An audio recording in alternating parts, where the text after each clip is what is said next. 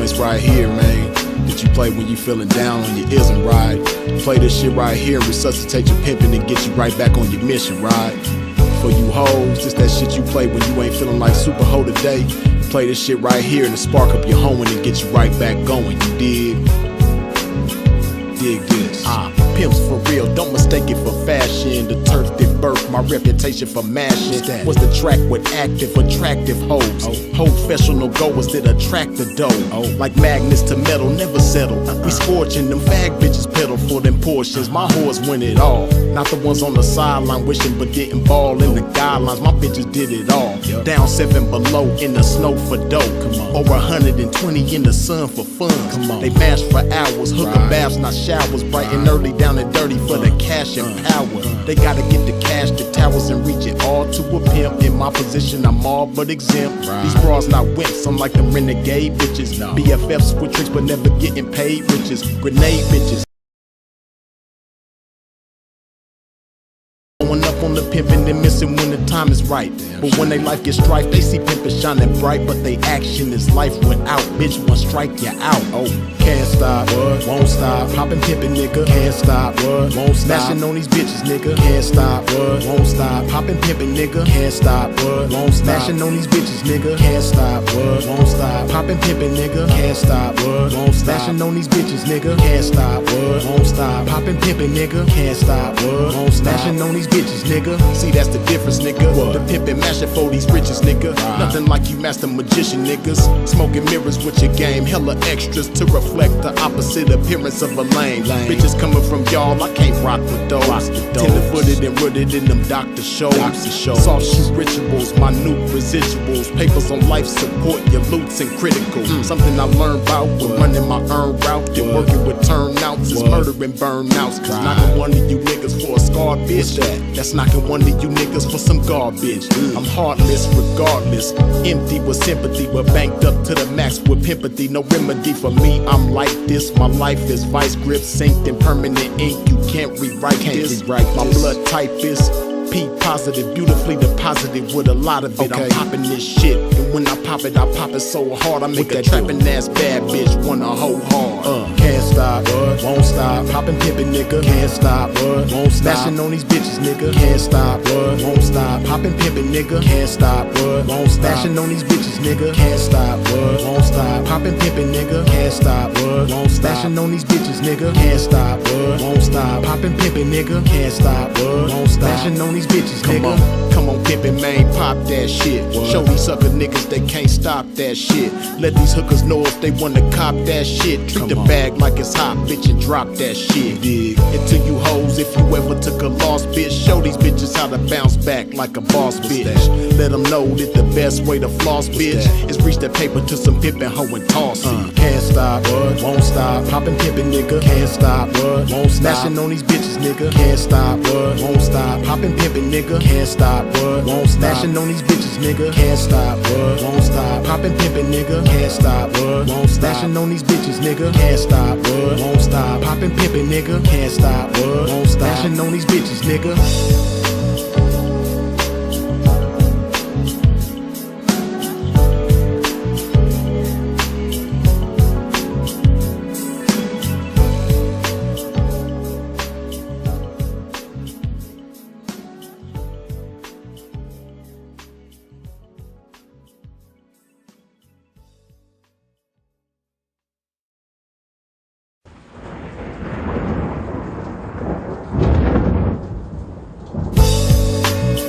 One of them joints right here, man, that you play when you feeling down on your ism, right?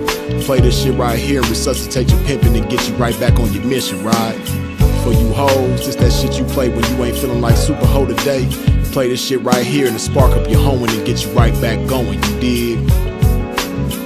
Dig this. Pimps for real, don't mistake it for fashion. The turf that birthed my reputation for mashing was the track with active, attractive hoes. Professional goers that attract the dough. Like magnets to metal, never settle. We scorching them fag bitches pedal for them portions. My whores win it all. Not the ones on the sideline wishing but didn't ball in the guidelines. My bitches did it all. Down 7 below in the snow for dough. Over 120 in the sun. Yeah, man, it's time to chop this damn game, you dig? Y'all already know what to do, man. Wipe your feet off at the door when you step into a pimp's domain.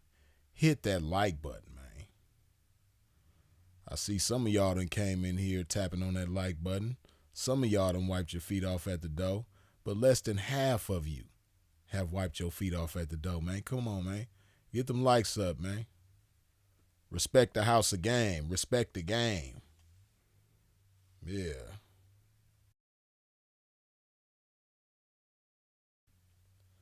I know I'm a little late on this topic, man, but uh, at the same time, it's so much game relevant to this situation. I still had to speak on it because it's a lot to learn from it. So we gonna chop it and pop it about this shit, and y'all already know. My first order of business, I got to put some love in my body. I got to hydrate my game with this H to the Izzo one time. You dig?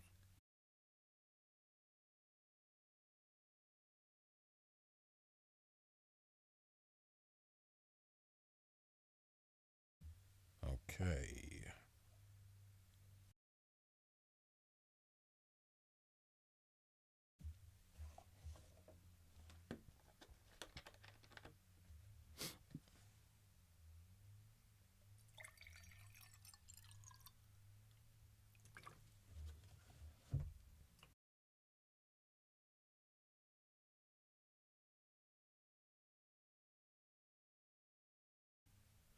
Allergies is acting up right now. It's crazy. I've been good all day.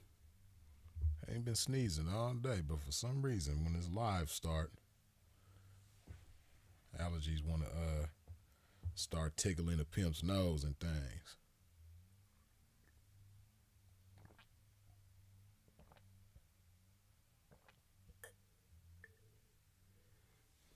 Mm-hmm.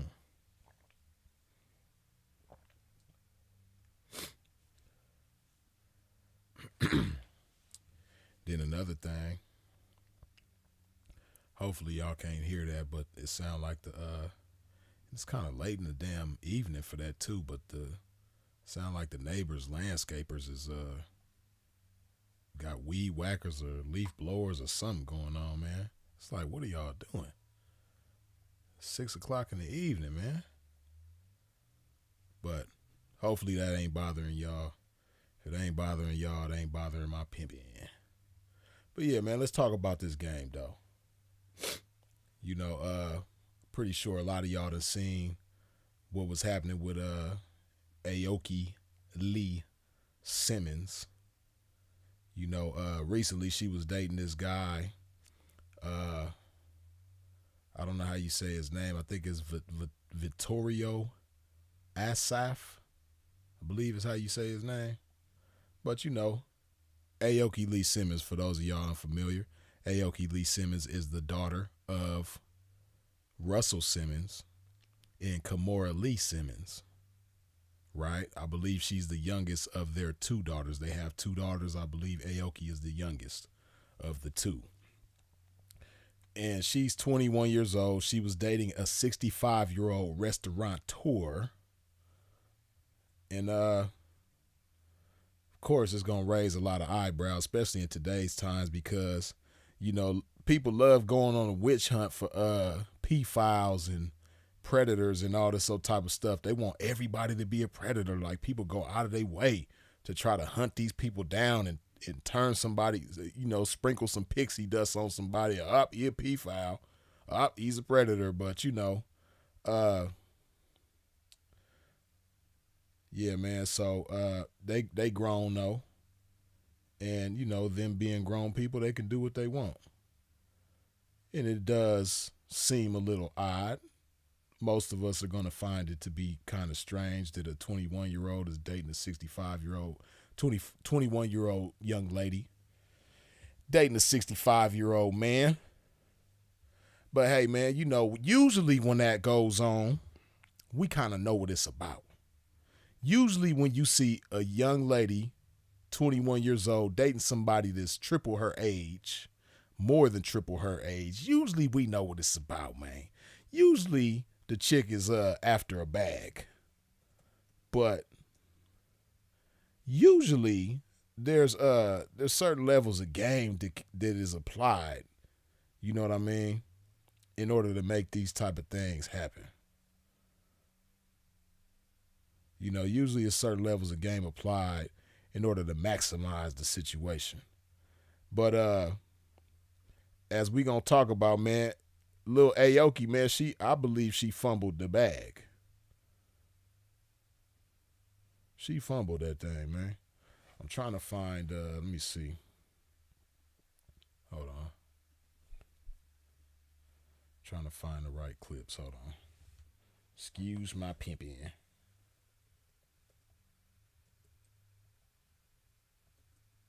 Hold on.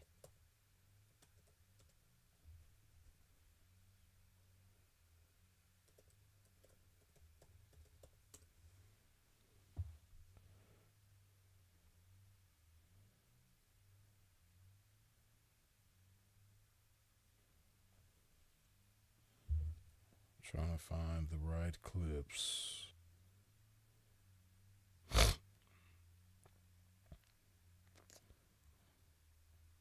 That's not it. Okay. Wait, that's not the one. Okay, here we go. This is one of them. Okay. So we going to start here. We're going to start there. Hold on.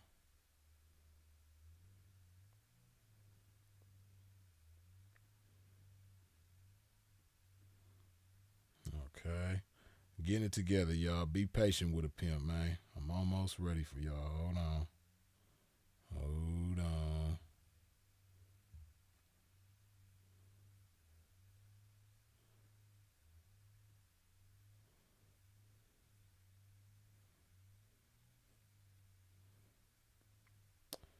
Wait a minute. Okay, that's not the one. Where's the one?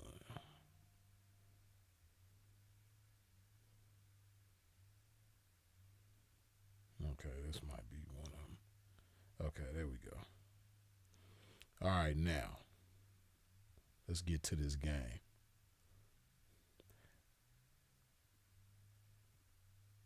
Now, as you can see here, this is Aoki kissing this dude, this damn near the same age. He pretty much the same age as her father. But her father is a lot older than the fathers of most girls her age, right?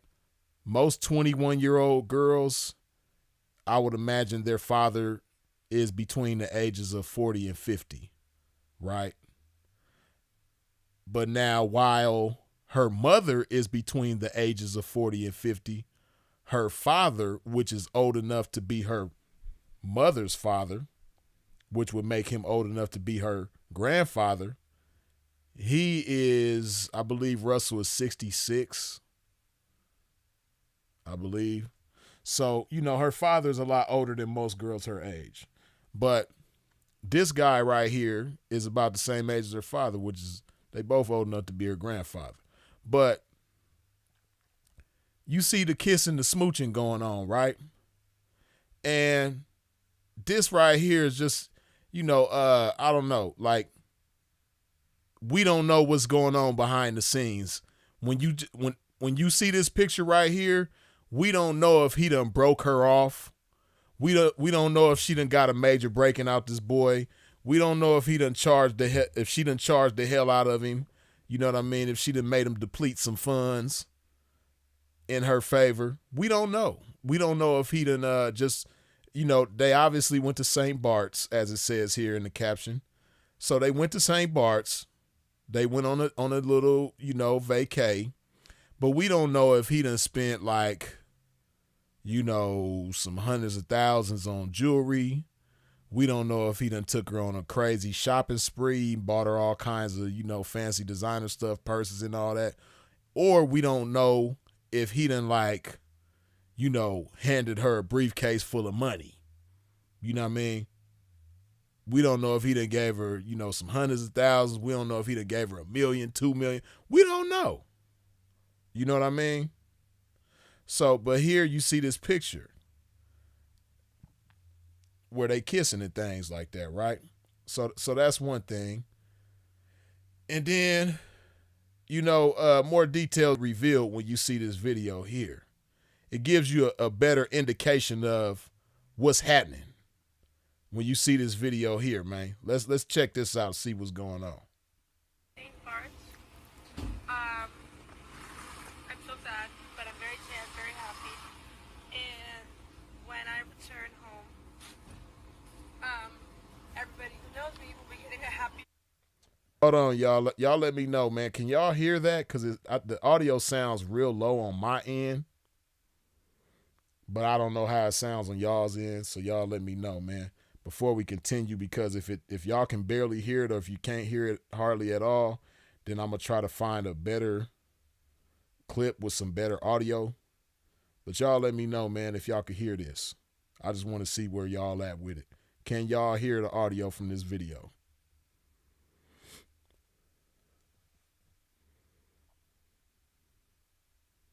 Right, okay, it's low. See, I knew it was low. Let me see if I can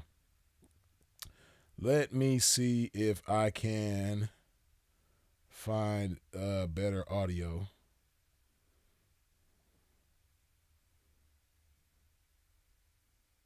That's all YouTube shit. People doing reviews on it and whatnot. Trying to find a better clip.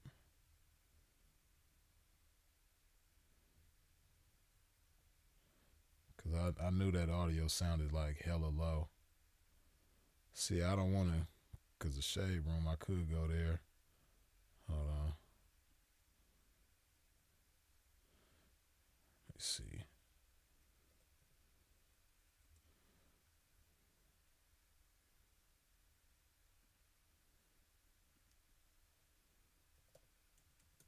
Oh, wait. Okay. Try to get it straight from the shade room. I wish the shade room would let you like search through their posts. And there's probably a way to do that, but I just don't know how to do it. So we just gonna scroll down a little bit. See if we can find this stuff. I know it can't be too far down. It's probably a little ways down, but not too far.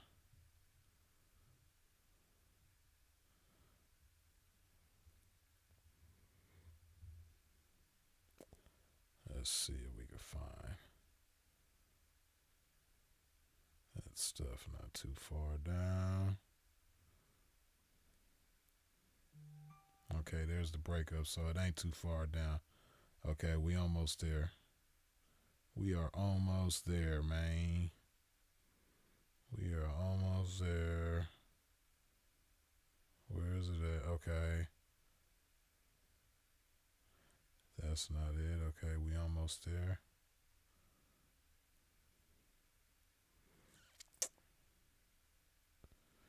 We almost there. We almost there. Okay, here we go. Hopefully the audio is better on here. Okay. I'm so. Wait a minute. Hold on. Did y'all see that? I know this girl didn't dig in her mother nose and wipe that shit on her damn shoulder. Am I tripping, man? See, Shade Room don't let you rewind or scroll back. Let's see if we could get this shit from the tippy, man. Man, y'all pay attention to this shit, man. Y'all tell me if this girl didn't dig in her damn nose and wipe that shit on her shoulder. I'm pissed off just at the thought of it. Hold on. Stay in same parts. I'm so sad, but I'm very sad. Okay, she didn't dig in her nose quite, but she kind of like wiped the corner of her mouth and then wiped it on her shoulder. That's not as nasty as digging in your nose, but that's still trifling though. Like, what's wrong with you? So this is already an indication from the tippy top of the video that she didn't get the bag. She fumbled the bag, man. I already know she fumbled the bag. Like, this is how you conducting yourself in front of this man? This old white man that the only reason why you should be dealing with him is because he's supposed to break you off? See, this is what you got to understand. When you a 21-year-old young lady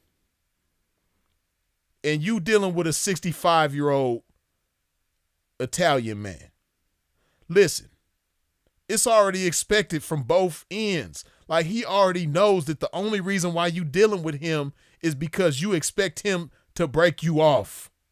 He know that. He know you're not dealing with him because he just so handsome, or you just can't wait to get in bed with him, or, you know, you can't wait to show him off to the family.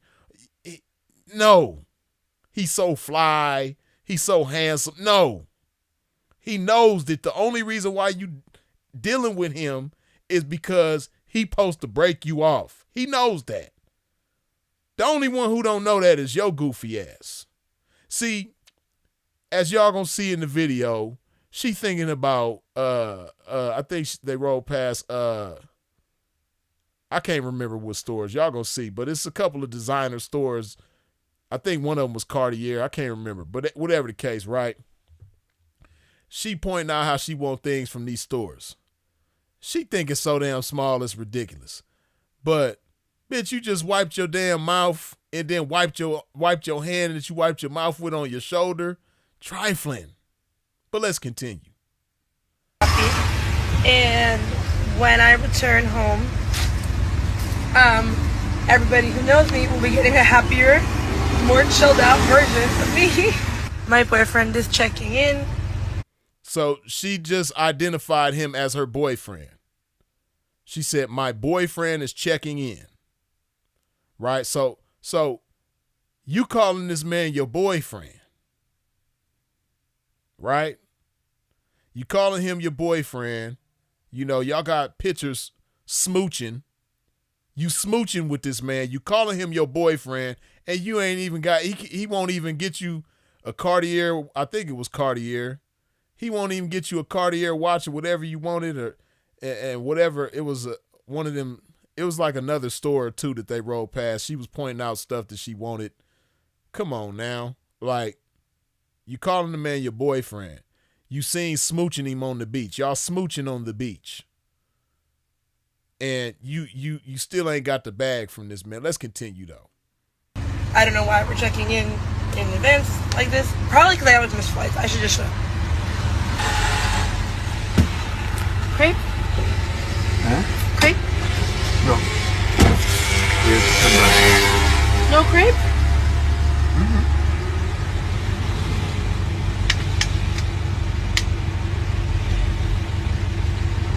Crepe? Okay, we go. Oh, I thought you were saying no. No, I can't check in because I don't have my green card. I'm making my final safeguards video. Oh. Would you like to share your favorite thing about the trip anonymously? You said me. Be with you. You want me to open the drink? It's okay. You don't know she lies, she wants to be my partner. You see how the type of conversation he's having versus what she's having? She's talking about crepes and his favorite part of the trip. He's talking about Mary J. Blige wants to be his partner. So he talking about business. You see? He like, you know, Mary J. Blige wants to be my partner. Let's see what her response is to that. You are on. Shush. Huh? Shush. I'm making this video. Baby, do you want to go to Kenya? You see her response? She's telling him to shush, and she's making this video. He talking about making money with Mary J. Blige, becoming business partners with Mary J. Blige, and she's talking about shush, I'm making this video, and then, baby, do you want to go to Kenya? So it's obvious that her mind is not on the money at all. You know what I mean? She just want the clout of being seen with this rich white dude, but she don't want the compensation of being seen with this rich white dude. See, it's a whole bunch of y'all, you know, out there, young ladies like yourself, you know what I mean? But, you know, you're not just any young lady. It's a lot of young ladies that are attractive like you. Some might be more attractive. That's subjective. But you are the daughter of Russell Simmons and Aoki Lee Simmons. Come on now. You know. And then you got this old white dude that's taking you on trips. You're not even trying to like make him feel like he gotta pay you. He don't even feel like he gotta pay the hell out of you like he should. He talking about being business partners with Mary J. Blige, and you talking about crepes and shush, I'm making this video, and baby, do you want to go to Kenya? Come on, man. Let's continue. Kenya. Someone has invited us to Kenya. Someone invited, he's like, Kenya? And she said someone invited us to Kenya. Come on now. Like, who? Who invited you to Kenya, and then for what? Is this some money to be made in Kenya? Like, because you sitting right there with the bag, and he's telling you ways how he going to inflate the bag. And you talking about going to Kenya with some people that he don't know and you probably don't even know. You talking about someone invited us to Kenya. This chick is goofy, man. I tell you, it's like he riding around with, you know, she 21, but man, she really acting like a 10-year-old. But let's continue. That should be dangerous, right? And then that, what? Like, what grown ass woman do that? Like, where's the class? You already wiping your mouth and then wiping your hand on your shoulder after you done wiped your mouth with your hand. Like, just trifling, man. Y'all might think I'm like, Freeze, you man, you Freeze, you just criticizing her every step of the way. Freeze, you a hater, man. Hey, man, I just know how chicks that get after the bag is supposed to conduct themselves, man, and this ain't it. But let's continue. Shut up. Never mind. This is a warning. Shush! When are we going to Japan? Actually, Japan is so much better. baby, shush. Japan is magic. I'm going to just shut up. Shh. I am though a big Bulgari person. I can tell you. I am though a big Bulgari person. I got the message. Okay. Okay, she's saying she a big Bulgari person, but why you didn't have this man? Okay, if you such a big Bulgari person, get this man some instructions. You telling him to shush, and it sound like he following your instructions to shush. Why you don't give him no instructions to pull up to the Bulgari store and get you something up out of there, whatever it is that you want? I want to make that very clear. Bulgari. Wee. Bye, Bulgari. I'm very good. Hopefully they have my necklace when I come back. Hopefully.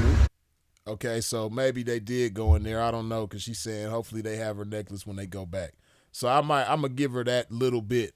I'm going to give her a little bit of a point on that one, because for her to say that she hoped they got her necklace when they come back, I would imagine that means that they've already gone in the store and she wanted a necklace from there that they did not have.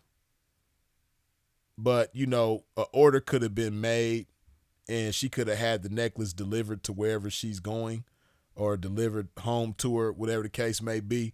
But if she played her hand right, you know, the man would have paid for that necklace and the necklace would have been on its way to her place of residence. But let's continue. And they don't sell it to somebody else. I'm sure they have another 17 under the counter. Oh my god, look at this giraffe. We're obsessed with this giraffe.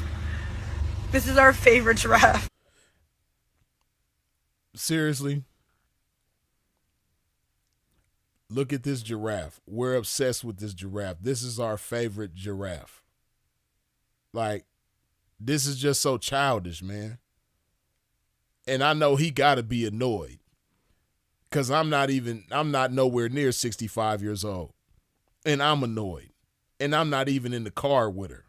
I'm not even the one that's riding around with her, you know, dealing with her all day, every day for however many days they was in St. Bart's. But I'm annoyed. She's bothering me. And I'm not even the one. He's the one. So I know he got to be bothered. Like, dude, you 65 years old. You know, he want to be around a chick that if he tells her, like, yeah, you know, Mary J. Blige is interested in being my partner. He want a chick that's going to give him some positive feedback, some encouragement, or some good ideas, you know, pertaining to that. And I know what you're saying. Well, Freeze, she only 21 years old. She's the 21-year-old daughter of Russell Simmons. You know what I mean? Kimora Lee Simmons. Now, Kimora Lee, she might not be, you know, the coldest businesswoman out there, but come on, man.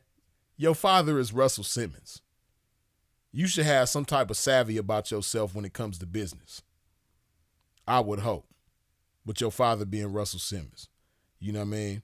One of the more successful and one of the early most successful guys in hip hop. You know what I mean? He had one of the earlier successful hip hop labels. While everybody else was, you know, dealing with major labels and stuff like that, Russell Simmons got Def Jam cracking. You dig? Black owned. But you talking about giraffes. Why are you talking about giraffes? And this is your favorite giraffe and all this old goofy ass shit. This is just weird. But let's continue. No, I want my crepe. I know, but you can walk there and then eat it there. It's going to get an hour. No, Okay. okay. Get into feed the giraffe. Okay. You can only see his neck. I know, but it's coming now. No. Ooh, you know what I also like a lot? Yeah? Which one? Hermes? Tartine.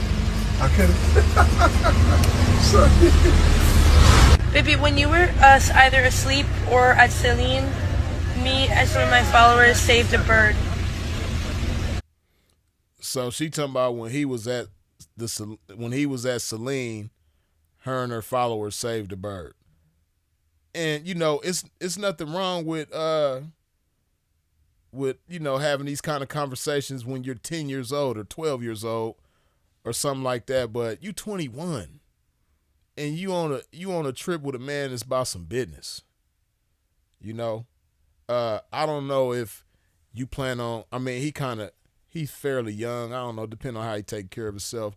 But if you're going to do all this, you supposed to get your Anna Nicole Smith on. You know what I mean? Get with somebody that's, you know, two steps from the graveyard and, you know, get the paperwork in order, get married, you know what I mean, to where you're going to inherit everything when he kicked the bucket. That's the type of moves you should be playing. But if you're going to be around somebody like this guy, you know, he don't look like he going to kick the bucket no time soon. Hopefully not. Best of wishes to him. You got to charge this man and break on this man. And that's what he wants you to do. He expects that. He know you not just getting with him because he's the top choice based on his looks and his performance in the bedroom and all that type of stuff. No, he's expecting for you to command him to break you off. But let's continue. You saved the bird, huh? Yes, it was dying. Listen to him. He like, you saved the bird, huh? I know he got to be so annoyed by this conversation, man. Like, oh, you saved the bird, huh? Okay, all right. Yeah, I know, I do. I want a crepe. No, I know, but I just asked you what I want. And she keeps saying over and over how she want a crepe. Like, I don't know, man. It's just annoying, man. I don't know how this dude did it. I see why they broke up immediately after this shit.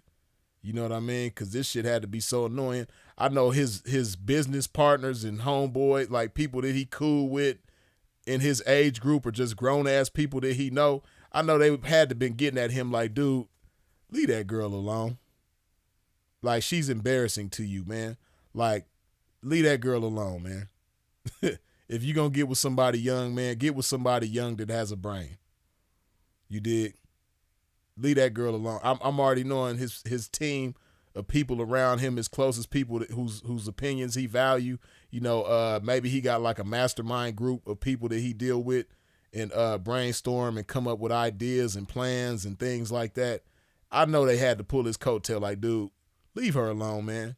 Only thing you going to get out of this is trouble because she's a bird brain. And bird brain girls like this don't come with nothing but trouble. She's going to have you in a situation on accident, you know, because it's bad enough the age difference alone is going to make everybody look at you like a creep. So everybody already thinks you're a creep, no matter what you do. Just based on the fact that she's 21 and you 65, everybody already looking at you like you a creep. Then on top of that, she's stupid. She's a stupid 21-year-old. She's a bird brain 21-year-old. So she's going to get you in trouble on accident.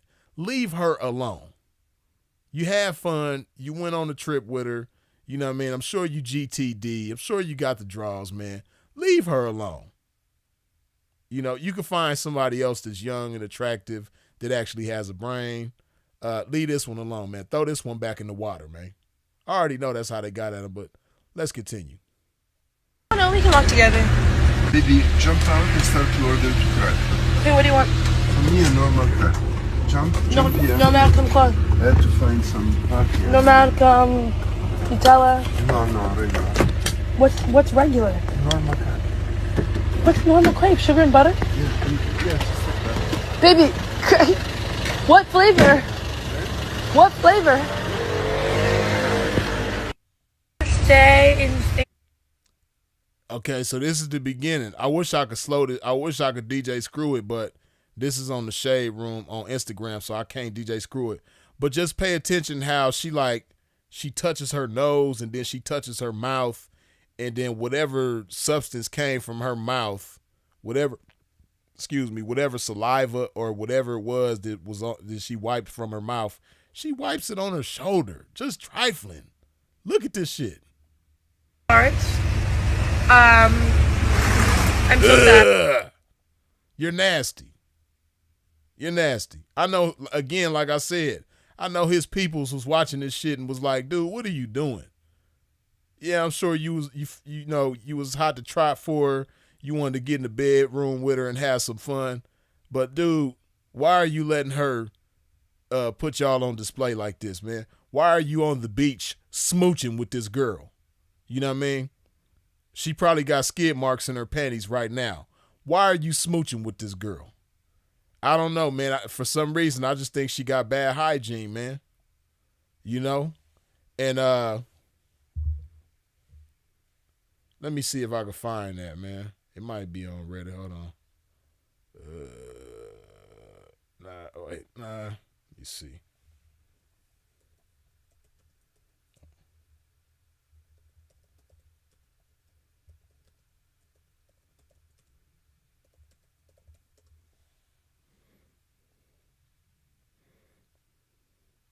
I'm trying to find this one live where they was talking. Okay, this is the one.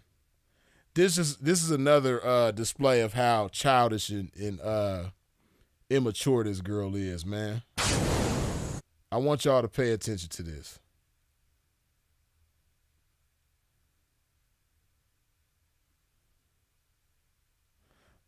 Look at this chick, man. She's live with her, you know what I mean, successful businessman of a father by the name of Russell Simmons, the Russell Simmons. And she on Instagram live eating from a pot. Like, how come you couldn't, I don't know if she eating soup or something, but why you couldn't put the soup in a bowl? Like ladies do, like a woman of class does. Why you, but let's continue, man. To an increased allowance. Hi, darling. I'm eating soup. I see. And I'm proud of you. But Thank you. Okay, so she's eating soup like I thought it was. Young lady. And see, it just go to show you what type of, I'm sure Russell is a good dad, but if it was out of, I'm on my baby's helmet. Hey, put that soup in a damn bowl and hold the utensil correctly, hold that spoon correctly while you eating soup on Instagram Live where millions of people is going to watch this shit. I'd have been on her helmet. Like, listen, turn your cam down, turn your camera off while you get yourself together, put that soup in a bowl, you know what I mean? And when you cam back up, be holding that spoon correctly like I taught you to. Because I'm sure she got better table manners than this shit, man. But let's continue. I'm not going to knock it, but first of all, you're talking about healthy and you're eating that, what's in that, and then you had a Coca-Cola commercial earlier, like the little cans are better. The only reason the little cans of Coca-Cola are better, baby, Coca-Cola is less poison in them. You can't just say, people are going to think I'm getting. I like that about Russell, though. At least he's encouraging her to be healthy. That's dope, because you already know Russell is a healthy guy. He be doing yoga and stuff like that, meditating and all of that. So I'm sure he eats fairly healthy. But, you know, I like the fact that he's encouraging her not to eat no bullshit. You know, she don't even know what's in this soup. I'm sure it's like, I'm sure the sodium level of this soup is through the roof, crazy. And then he was talking about her, you know, doing something with Coca-Cola earlier and talking about the little bottles are better. But like he said, the only reason why the little bottles are better is because there's less poison in them, because we already know there's nothing nutritious about Coca-Cola. You know what I mean? But y'all know me, man. I can go on about the health shit forever, but I'm going to pump my brakes on that and we going to continue. I'm not. I just like Coca-Cola. Well, darling, there's less poison in the little cans, so you're right in your estimation that the little cans taste better. Come on now. Look how she holding the spoon. Bad enough you eating out of pot like a damn Neanderthal or something, like a cave woman. And then you look like a cave woman in the face with that facial expression. And then you holding the spoon like a cave woman. Like, my goodness. See, if that 65-year-old dude, this dude right here, if he would have seen this, he must not have studied this girl too well.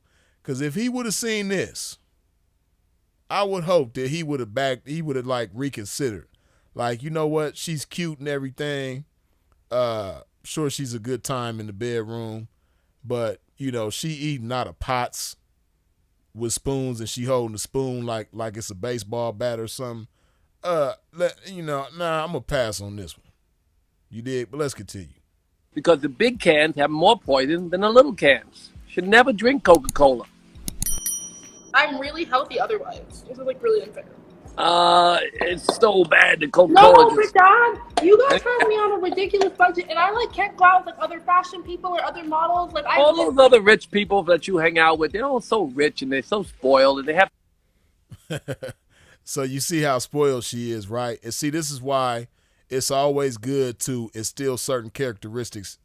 And you know, no parent is perfect. So, you know, we all gonna make mistakes. We all gonna miss certain lessons and things like that. And certain things, you know, the child has to learn on their own. But this chick is just obviously spoiled. Talking about the budget that you have me on is ridiculous, as in ridiculously cheap, because she can't hang out with her rich friends the way she wants to. I guess she can't spend money like her rich friends do whenever they go out with each other.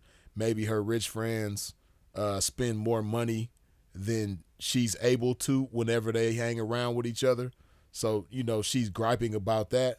But see, this is what people don't understand, man. Shout out to the kids that come from, wealthy backgrounds, got wealthy parents, and they got some hustle about themselves. You dig? But this chick obviously ain't got no hustle about herself. She ain't got no table manners about herself. And I don't know. I'm sure that T-shirt got stains on it. If she was to stand up, you could see the whole shirt. Probably got stains on it. Probably got, ketchup stains and mustard stains and all type of stuff. And it's just, the bottom of her feet is probably black right now. She probably ain't put no deodorant on. Yeah, it's just giving dusty vibes. But let's continue. And they haven't learned a lot about the world, and they don't realize that they'll stuff. All right, never mind. That's fine. I know. Thank you. Never mind.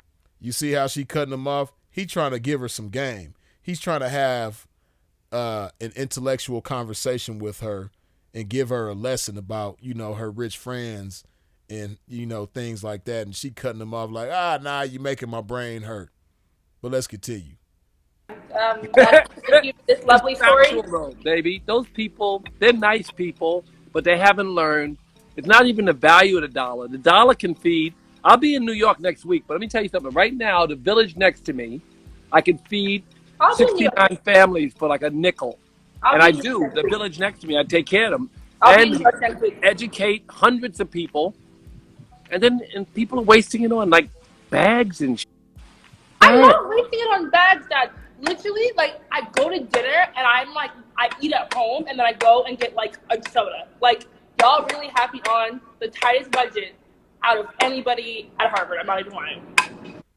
Out of anybody at Harvard. So, you a Harvard student, and this is how you conducted yourself, for one. Then, two, you're not even appreciative of the fact that you're able to go to Harvard. You dig? And she ain't even listening to what he's saying. Like, he dropping, like, the whole time Russell was dropping game, and the whole time, it's just bouncing off her head like a basketball. It's not penetrating at all. It's not sinking in at all. You dig? Russell talking about how he could feed, 1,600 people with a nickel in the village next to him, and how he taking care of all of them, pennies on the dollar, and the type of money that's being spent in New York on bags and stuff. He could feed a whole village. That should make her antennas go up some type of way. Like, well, damn, Dad, maybe I need to come hang out with you for a little while. You know what I mean? To stack my money up. You dig? Because I'm sure Russell is still making a lot of money from where he is, but his cost of living is so extremely low because of where he's staying at. You know what I mean? The type of money that he was spending to live in New York, shit, for a year of living in New York, he probably could live 20 years where he's at right now. You know what I mean? So she ain't even trying to soak up the game.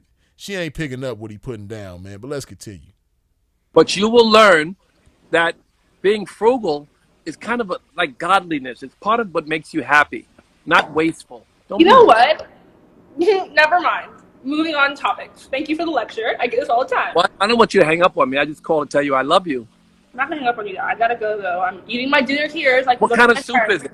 What kind of soup? You're going to be mad because there's chicken in it, but it's vegetables and chicken. I use antibiotics and steroids and microplastic and, oh my God, that's okay. Hey, I like Russell though, you know what I mean? Because he gonna keep putting the game in her face, you know what I mean? I like that about him, and she might not appreciate this now, but hopefully at some point later in her life, she'll come to appreciate these lessons from Russell, because he ain't doing nothing but giving her game the whole time, you dig? But I'm trying to get to the point where, because he gonna have a brief conversation with her about, being a sugar baby too. I'm waiting on that, but let's continue. Molly, I don't beat on you all day, right? But I just sometimes, if you especially want on live, to talking about chicken, don't feed people chicken. Don't contribute to the poisoning of the planet. It and has the suffering way of the more animals. veggies in it than it has chicken. The suffering of the chickens. You don't want that. Bye-bye. And you're so pretty, though. Why are you so pretty? I'm leaving. You're so pretty. Thanks, God. It's not going to make me stay. I'm trying to eat my vegetable soup. It has a little bit of chicken, but it's mostly healthy. See, Russell, not only do he know his daughter, but he's smart, though. He know that if he keep telling her how pretty she is, she going to keep him on the live. When he get to keep kicking that game, that pushes her away. But when he get to telling her how pretty she is, it pulls her closer to him. This is funny as hell, but let's continue. There's nothing healthy about that canned shit. But It's I love you. It's not canned. I made it.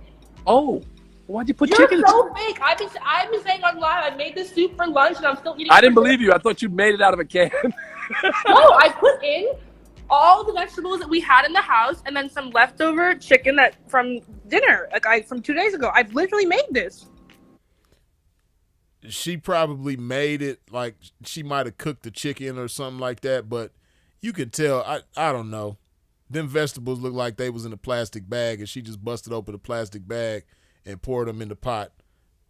I don't know, man. I'm calling cap. I'm really calling cap. Because if you're the type that's going to sit there and cut up the vegetables and cook the chicken and cut the chicken up and put it in the pot, make soup out of it, excuse me, if you're going to do all of that 9 times out of 10, you're going to have enough decency to put this soup into a bowl and hold the spoon correctly while you eating this shit. So I'm calling cap, man. You ain't going to be halfway correct with this. This type of stuff, if you're going to be correct, you're going to be all the way correct. You don't just halfway do this type of shit. I'm calling cap, but let's continue. been so much nicer if you just made it with vegetable broth. Oh my gosh. That's okay. Are you happy and you having fun in LA? Kind of. I'm broke. Well, you live in, look where you live. Broke relative to what? Well, I can live. I can just stay in the house. It's a great time because I can't go anywhere. Well, your house is so big, you can get lost in there. All right. Good point. I'm just saying it's hard to see my friends. I'm very proud of you about your job you got. Let's talk about that. You can't tell tell where I nobody. work on the internet, Daddy. But it won't tell them where you work. It's who you work for. You can't see that either on the internet. Huh? You can't see that either on the internet. But I'm going in 2 days. Going to work for a very important, distinguished gentleman. Okay, I'm gonna hang out because you're gonna get. And I'm very proud of you for getting that job. Thank you, Daddy. I'm gonna hang out. Well, wait a minute. I'm very proud of you for that job. That's going to be great. It's going to give you a background so you can be a great servant to the world. Because you are going to be a great servant. You're going to make the world a nicer and happier place. For sure you are. Be sure to like, comment, and subscribe. That's going to be it. And that's how you're going to make your If fortune. you don't raise my budget, I'm gonna need a sugar daddy. I'm kidding. I'm sorry. I'm kidding. What did you say? Russell wasn't feeling that. And then, you know what's funny? She really called his bluff. This live is from, as you can see, this is from 2022. So this is a couple years ago where she was threatening to get a sugar daddy. Now, of course, she was being humorous, but as we know, it's often, you know, some truth in humor. So she obviously was already entertaining the thought because, you know, the budget isn't to her liking. You dig? But look at Russell's face. He like, you gonna do what? Let's continue. Nothing. Okay. You don't even have sugar daddy capabilities, right? Aren't you a B? Yeah. And I like how Russell, you know what I mean, even though he didn't want to hear that, he like, you're not even sugar. He discouraging the thought of her being a sugar baby. And he even said it, you know what I mean? You don't even have, at least he know that much about his daughter because he's right. She don't have sugar daddy capabilities or sugar baby capabilities. She just ain't cut out for that. You know what I mean? She need to just be a nice young lady, get her some nice little young nerd dude from Harvard or, you know, nice little well-mannered young man that's her age group, maybe a few years older at the most. But, yeah, she not no sugar baby material at all. Russell hit it on the head with that one, but let's continue. Of course you are, right? I'm just saying, if you don't give me money, I'm gonna go. I don't know. So, I'm gonna sell arms. I'm gonna sell. You're not going to do any of that. You're just going to raise your budget. Your budget's I'm fine. gonna be an ambassador for the meat industry. God is watching you. He hears you. I That means your higher self hears you. You know what you said is bad. You're not going to do that. You're just talking.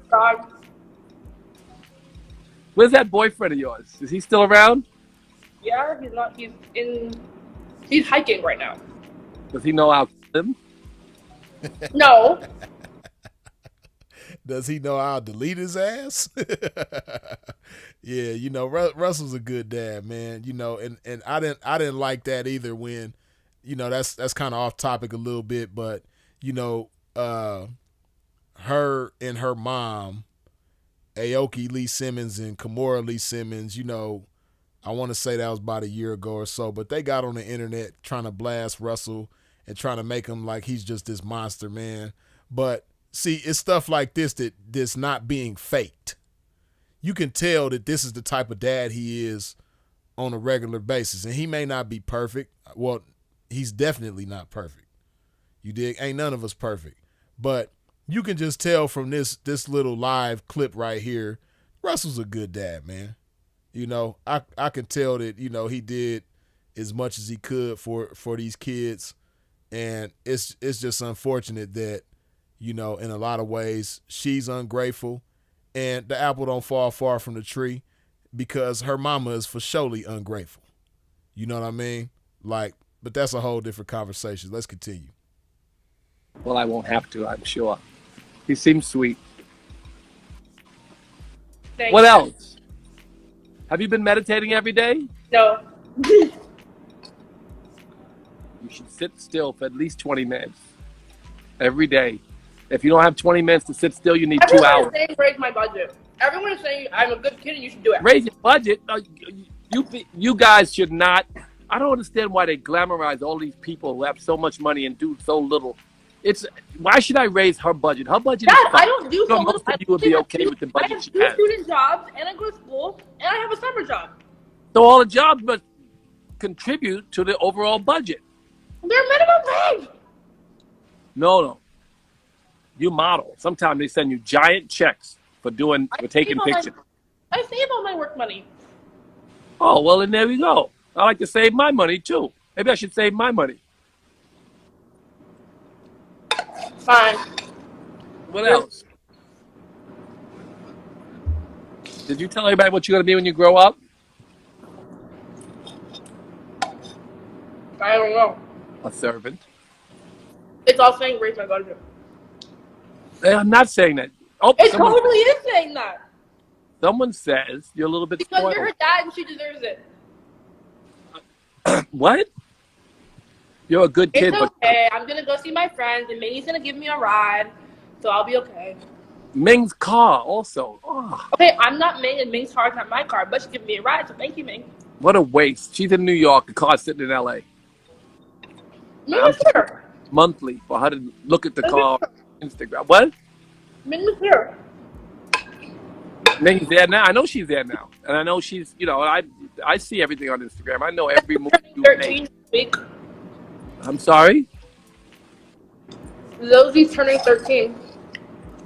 Jesus. Time flies. Oh. Have you seen everybody you need to see in LA? When do you go back to school? School? August? Oh. Wait a minute. So wait, you go to work when? Beginning of June. I'm gonna go right now. I leave in 2 days. Oh, I'll be in New York at the beginning of June. Okay. And we can hang out. Okay. And guess where he always goes? You can drive me to work. I can. But guess where he always goes at No, night? I'm just having work for real because I'm scared I'm gonna get on the subway. You won't be murdered. What if a rat runs over my foot? So what? Pet the rat. What do you want me to do? What would you do to it? I don't know, it's scary. Spoiled brat. See, and she don't understand, like Russell, you know what I mean? Russell don't come from, the greatest background. I don't think Russell's childhood was the roughest, but it probably wasn't the greatest either. I don't know, but what I do know is that Russell didn't come up rich. So, I'm pretty sure, and then he from New York. Russell done dealt with a rat or two or a few, I'm sure. So it's a beautiful thing that's the worst thing that his daughter has to worry about is, rats, encountering rats on the subway. But she's still a spoiled ass brat. And in some ways that's cool, but in some ways it's not cool. But let's continue. Scary. Well, hopefully you'll get off some so you can come here. That's far. Bali's far. But I'll see you in New York. I'll see you in New York. But the hotel will be done soon, like in August. I gotta go. Love you, Daddy. All right, I love you so. Y'all hold on just a second.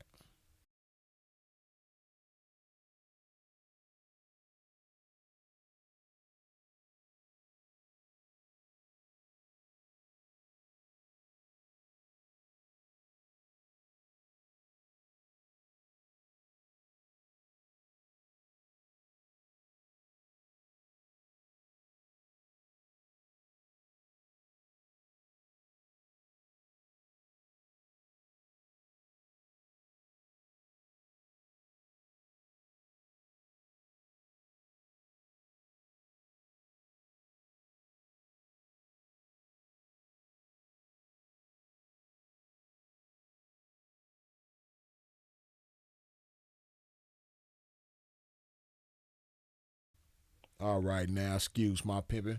But yeah,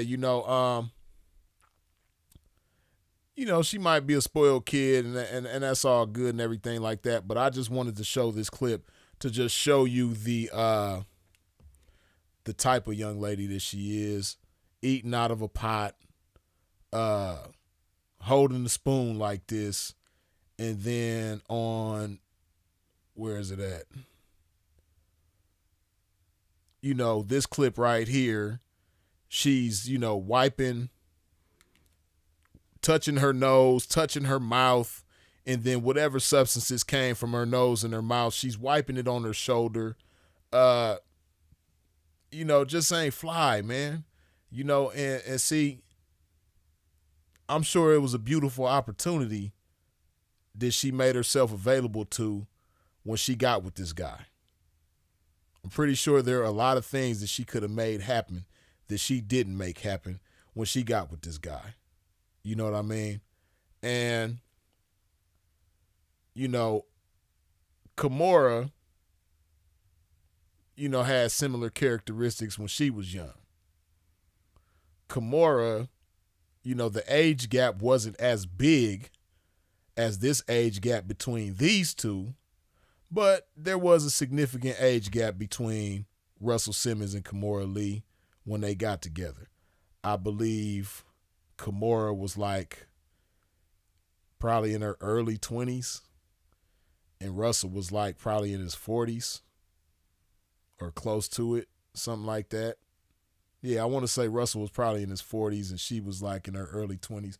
Russell probably was in his early 40s. Kimora early 20s. You dig? So it was a major age gap. But I'm sure Kimora had, different types of characteristics because times were different. And that's another thing that's unfortunate for this chick right here, for Aoki. Being that times are the way that they are, that proactivity was just natural for people back in the days. It's not natural for people to be as proactive in today's times. So I don't really count that against her. But if you trying to be a sugar baby, if you saying to yourself, okay, this is the type of guy that I want to have, and and as you seen on this clip right here with Russell, with her dad, she's complaining about money. So obviously she wants more money. She wants to live a more luxurious lifestyle that her allowance that she's getting from her parents is not affording her. So she obviously want to get more money. Now, this is when she was in Harvard. I believe she's graduated since this time. Yeah, I'm pretty sure she graduated by now, I think. I'm not 100% sure, but I think she already graduated. But so if she has graduated, then I don't know. Maybe there's not a budget from her parents anymore.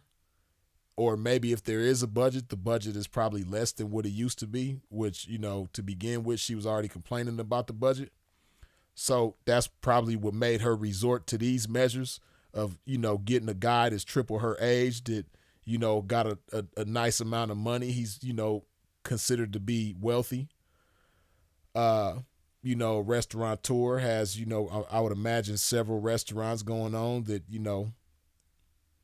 got him living, a luxurious lifestyle. So that's what attracted her to him.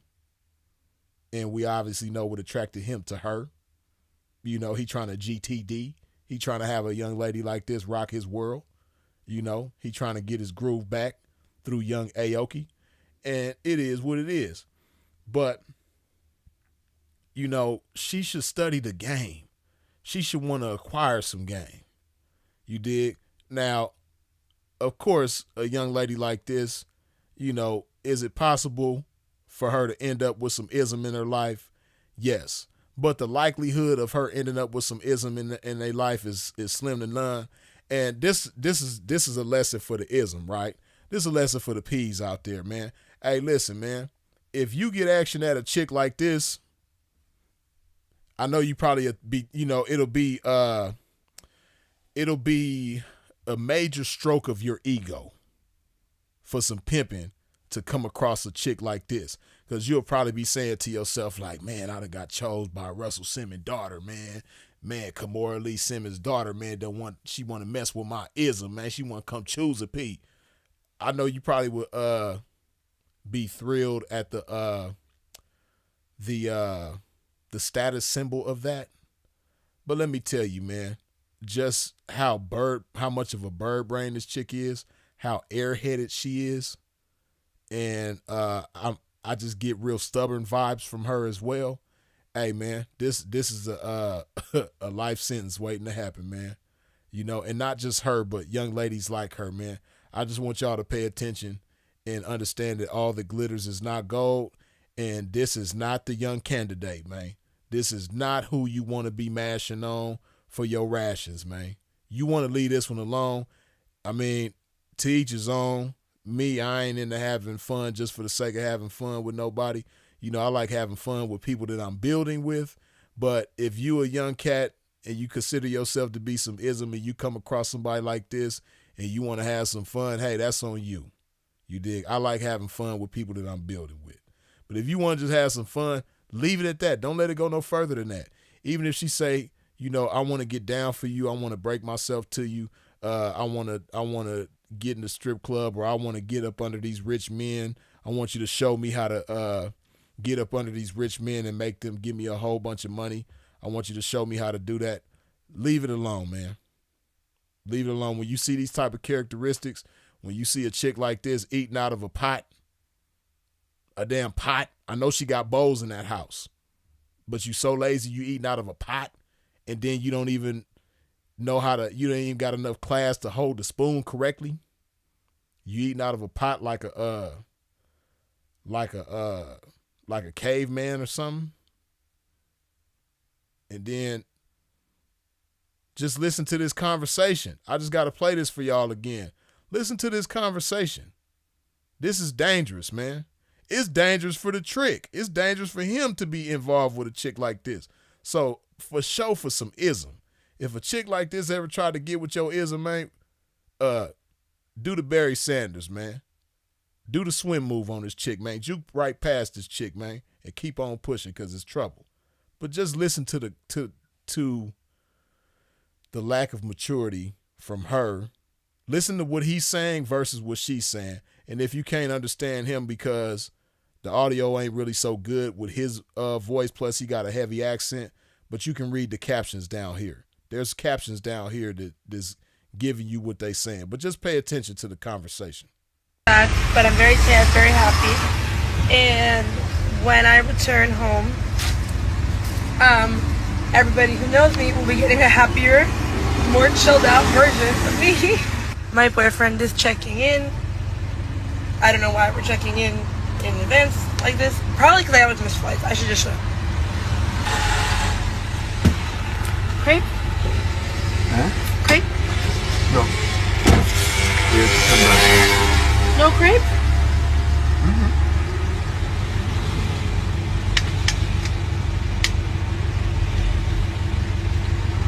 Crepe? can't. You know? Oh, I thought you were saying no. No, I can't. I couldn't check in because I don't have my green card. I'm making my final safeguards video. Oh. Would you like to share your favorite thing about the trip anonymously? You said me. Be with you. You want me to open the drink? It's okay. You don't mention that you want to be my partner. Baby, you are on. Shush. Huh? Shush. I'm making this video. Baby, do you want to go to Kenya? Kenya. Someone has invited us to Kenya. You know, Kenya is kind What? of on the edge of the dangerous. Shut up. Never mind. There's a warning. Shush. When are we going to Japan? Actually, Japan is so much better. baby, shush. Japan is magic. I'm going to just shut up. Shh. I am though a big Bulgari person. I can tell you that. I am though a big Bulgari person. I got the messenger. Okay, I just want to make that very clear. Bulgari. Me. Bye, Boogery. Bye, Burger. Hopefully they have my necklace when I come back. Hopefully. And they don't sell it to somebody else. I'm sure they have another 17 on their counter. Oh my god, look at this giraffe. We're obsessed with this giraffe. This is our favorite giraffe. No, I want my crepe. I know, but you can walk there and then eat there. It's going to get an hour. No, it's okay. Dealing to feed the giraffe. Okay. You can only see its neck. I know, but it's coming now. Now, Ooh, you know what I also like a lot? yeah? Which one? Hermes? Cartoon. Okay. Sorry. Baby, when you were either asleep or at Celine, me and some of my followers saved a bird. You saved the bird, huh? Yes, it was dying. You could have put it. Yeah, I know, I do. I want a crepe. No, I know, but I just asked you what I want. Oh no, we can walk together. Baby, jump out and start to order to crepe. Okay, what do you want? For me, a normal crepe. Jump here. No, Malcolm, come. I had to find some parking. No, Malcolm, Nutella. No, regular. What's regular? Normal crepe. What's normal crepe? Sugar and butter? Yeah, just like that. Baby, what flavor? What flavor? Yeah, man. So as you can see, I just wanted to play that clip the whole way through without, giving commentary in between. I just wanted y'all to hear it straight through. And as you could tell from that brief conversation, that brief encounter, if you pay attention to him, he doesn't really express his own thoughts very much. From what I saw, he only expressed one thought of his own, which was that Mary J. Blige was interested in being a partner of his, which I'm sure he meant business partner, which he's talking about ideas, plans, investments, business, money, things, big things. And that's the only idea of his own that he expressed throughout this clip. Everything else that he said was in response to the things that she was talking about. She's talking about crepes. She's talking about trips to Kenya. She's talking about maybe a trip to Japan. She's talking about giraffe statues. She's talking about saving birds that was dying. She's talking about designer stuff, jewelry, and things like that. And, that's cool. But when you have this type of action going on, you just got to think bigger, and as I think about it, the whole thought of her having a sugar daddy, the whole idea of her getting a sugar daddy, I'm pretty sure it came from one of her friends, one of her little rich friends or one of her little Harvard friends that she's cool with. She probably seen one of them with a sugar daddy and was like, ooh, and that sugar daddy probably afforded her some luxury things. One of her friends from Harvard probably got a sugar daddy and he got her, a nice purse, a Birkin or something like that. He probably took her shopping, went on trips and, she made it look real good for the gram and things like that. And she was like, you know what? I could do the same thing. My friend is pretty, but I'm pretty too. And then also I'm Russell Simmons and Kimora Lee Simmons' daughter. So if she can do it, I know I can do it. So I don't know how she met this dude, but I would imagine he might have got at her. You dig? But whether he got at her or she got at him, like I said, one thing that I know he understands is that, because I'm sure this ain't his first young chick. You know what I mean? This is a veteran trick right here. This ain't no beginner trick. This ain't no, beginner sugar daddy. I'm sure he done had plenty of sugar babies, and I'm sure he done plenty of tricking in his life, right? He didn't just wake up at 65 years old and say, you know what, I want to start having some 21-year-old, fun in my life.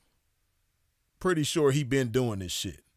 So with him being a veteran trick, you know what I mean, a veteran decorated, you know what I mean, badge of honor, you know, VIP, lifetime achievement award trick, you know, by him being that, he already knows what to expect. And I'm pretty sure he was expecting her to really ask for it, especially being who her parents are. You know, he probably done had some nice sugar babies and things like that, but I don't know. Maybe some of them come from rich backgrounds. Maybe some of them don't. Whatever the case, I know he was expecting to break her off. But she just dropped the ball. You know, because look at what she does. I just got to play this for y'all again. This part right here, when I press play, you have to pay attention because it happens quick. But after I press play, what's going to happen is that she's going to touch her nose, then she's going to touch the corner of her mouth, and then she's going to wipe her fingers on her shoulder. Whatever substances came from her nose area and her mouth area that are on her fingers, she's going to wipe that on her shoulders. Just pay attention. In distinct parts. I'm so sad. That's nasty. That's nasty. No class. No flyness. She's not classy. She's not fly. She's not gamed up. Her conversation is elementary. You know, she's having kindergarten type conversation, and she's just doing unfly thing after unfly thing. You dig? You around this dude, this very, you know, he got some good money. You have beautiful hair. Now the natural look is cool. You dig? Because no matter what you do with your hair, it's beautiful. You know, but do something with your hair. You know, the little outfits you got on, nice little daytime, look like you got a bikini underneath. That's cool. Do something with your hair. She got a pretty face. She has beautiful hair that she could do some beautiful things with. But just, you know, she not making this dude, like, he supposed to feel like, I can't believe I got this young chick around me. I have to pay her. I know I have to break her off. You know what I mean? Like, she should have got 100 bands at least before they even went on this trip. You know, she should have got some more hundreds of bands after this trip was over with. Like, they done already broke up. And I don't know how long they were involved with each other before the breakup. We don't know. You know, they was only in the public eye maybe like a week before the breakup took place. We don't know. They might have been dealing with each other for weeks. They might have been dealing with each other for months before it became public, right? Before they was seen on the beach kissing each other and smooching and all of that, right? But whatever the case, by the time they parted ways, she was supposed to be up. You know, all the little designer stuff and the jewelry and the watches and the bracelets and all that. Yeah, you know, have all them little trinkets and designer clothes and accessories and stuff like that. That's cool. But on top of that, you should have parted ways. By the time y'all parted ways with each other, you supposed to be up. You know what I mean? You supposed to have like some extra zeros, you know, to where that budget, that allowance that your parents is giving you, that Russell and Kimora is giving you, you know, that's like little pocket change that you live off of and you banked up. You know what I mean? But this is the results of thinking small, right? And this just goes to show you that you have even people that come from wealthy backgrounds who still think too small, who still don't understand their value. You know, because she probably understands her value to a certain extent when it comes to different things, but involving herself in a situation like this, she clearly don't understand her value. You dig?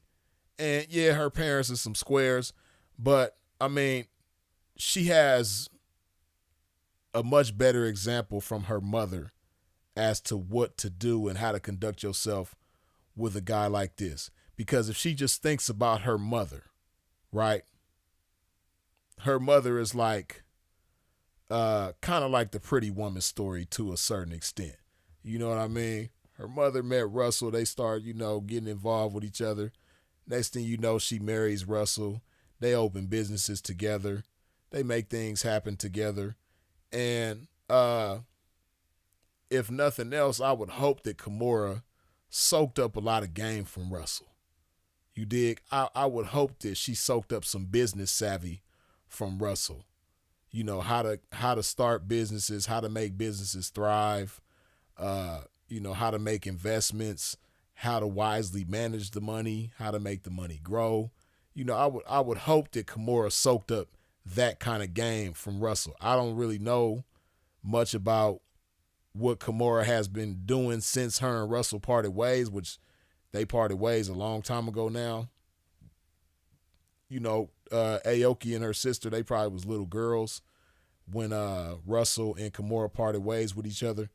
But, I would hope that she soaked that up while she was dealing with Russell, right? But whatever the case, even if you don't know all the intricate details between your mother and father's relationship and, what type of business they had going on with each other beyond just the personal in the marriage, like, look at that. You know what I mean? Say to yourself, okay, if I'm going to get involved with a older rich man, at least let me do as good as my mom did. But let me, if I'm going to do it, shit, I want to outdo my mom. You know what I mean? Do it bigger than your mom. And it's so many examples of that. Look at Anna Nicole Smith. You see what she did, even though she didn't go out in the best way. Rest in peace to Anna Nicole Smith. But she did one thing right. She secured the bag before that man kicked the bucket. And, the family was fighting with Anna Nicole Smith, and she still came out on top. You dig? So, and that's just one of many examples that's out there if you do your research. You dig? And like I said, she's thinking small because of whatever example was in front of her. And I guarantee you that the idea of her being a sugar baby came from one of her friends that she seen doing it already. But whatever friend she seen doing it already had the same thing in common that she got going on. Thinking small. You dig? And this is why it's imperative to always think big, man. Even when you she's a clear example of just because somebody come from wealth doesn't mean that they thinking big all the time. You dig? This chick is obviously thinking small. So, there's definitely a lot of game that need to be soaked up from this young lady. She's still got a whole lot to learn. And I guarantee you that this is not going to be the last sugar daddy. I don't even know if it's the first. He might not even be the first sugar daddy that she done had. This the first one that I know about, and maybe that the rest of the public know about. But I guarantee you it's not going to be the last. Especially after now she done got a taste of it. She probably ain't never had no, I'm pretty sure she been dealing with mostly young men in her young life. And she probably ain't never had no guy take her on a trip to an island and all this type of stuff. And, spend whatever money was spent on her. She probably never had no young guy do that. But now that she done had an old rich guy do this, I'm sure she got a taste in her mouth for sugar daddies now. So this ain't going to be the first. I mean, this might be the first. We don't know if it's the first, but it definitely ain't going to be the last. You dig? She going to get some more. Tyler, good looking with the $2 holla, man. Hit the like button. Yes, indeed. Sucker repellent. Appreciate you for the $5 holla.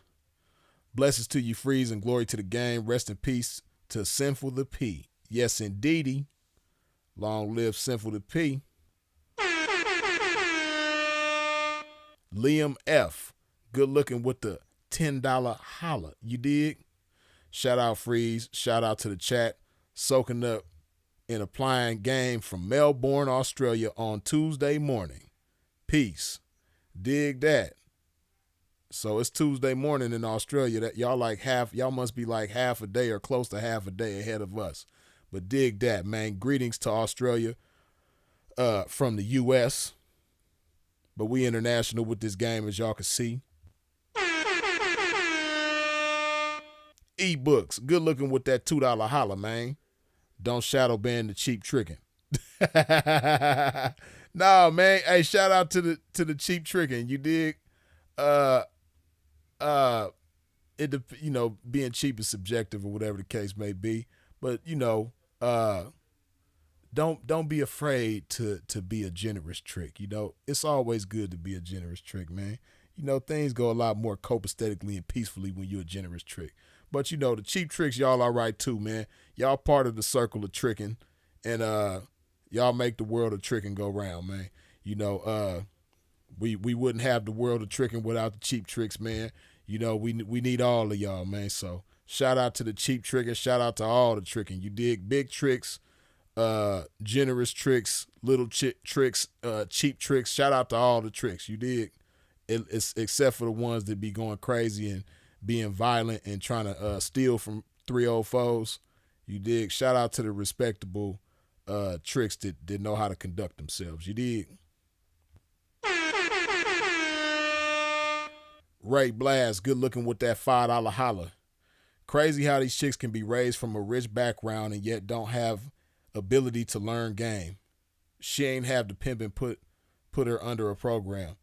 Yeah, but see, it's certain things that you don't even necessarily need the ism to have. You dig? And I would just imagine, that she was spoiled in a certain type of way. I'm guessing that she spent a lot more time around her mother than she did her father. And I'm willing to bet that if she spent more time around her father, her mindset would be different, her outlook on life will be different, and therefore her execution in life will be different. The things that she would be going after, the things that she'd be interested in will be a lot different if she had more time around her father growing up. That's just my theory.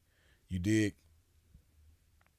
Because you got some people that come from wealthy families that just have a ferocious appetite and a cold hustle about themselves. Donald Trump comes from a wealthy background. You dig? Donald Trump was born into wealth. His grandfather was a wealthy man. Donald Trump's father was a wealthy man. So Donald Trump was born into the wealth. But as you can see, when it comes to the bag, man, Donald Trump on his shit. He gonna get some money for sure. You dig? So the Waltons are another example of that. You know what I mean? Their father, Sam Walton, was a wealthy man. And if you pay attention to all of Sam Walton's kids, all of them are billionaires. All of the Waltons are billionaires. You dig? And I'm sure Sam Walton's grandkids, I don't really know too much about his grandkids, but I'm pretty sure they rich too. I don't know if they on the billionaire level just yet, but I'm pretty sure that some of them, if not all of them, they might end up on that same wave. You dig? So, it all depends on the type of influences that these kids have coming up. You dig? And I'm pretty sure that Aoki's friends, I'm sure she has some rich friends because, she's talking about it on the live with her dad on this clip right here. She's talking about her rich friends and how when she hang out with her rich friends, she can't spend as much money as her rich friends be spending. But, maybe her rich friends got a better hustle than she do. You dig? Maybe her rich friends be on their grind more than she do. And they probably get, a boost from their parents. They probably get some type of allowance from their parents or whatever the case may be. But I'm sure her rich friends have a different approach to life than she does. You dig? E-Books, good looking with that $5 holler, man. As for her manners, ain't she half chopped? They got bad manners. I mean, her mom is Korean. In the Parasite film, they were eating out of the gutter. You know, everybody is different. I mean, I don't know about Korean culture very much. You dig? I'm not sure. And as far as Kimura, I'm not sure if she's like first generation or she's like, you know, first generation American. I'm not sure if her parents come from Korea or whatever the case may be. I don't know. But I can't go for that. I can't just say that, you know, all Koreans just have bad manners. I can't go for that. You dig? And then even if I don't know, maybe Kimura might be that way. Kimura might be a chick. I don't really see it, but you never know. Kimura might be that type of chick that just got bad table manners and things like that. But Kimura was up under Russell for a long time, man. So I just find it hard to believe that. But then again, you got certain people that conform to their environment, but when that environment ain't the case no more, they just go back to their dusty self. So it could be a situation where when Kimura was around Russell, you know, Russell had a certain type of standard about himself that, you know, Kimura would naturally meet just being around him. But maybe after she got away from Russell, Kimura, you know, maybe she was dusty before Russell and she just went back to being dusty after Russell. I don't know. I'm not calling Kimura dusty if she ain't dusty, but, you know, maybe she was, maybe she wasn't. I don't know. But if she was, that explains a lot why Aoki is the way that she is. Because Aoki for sure give dusty vibes. I'm getting dusty vibes from Aoki for sure. You dig?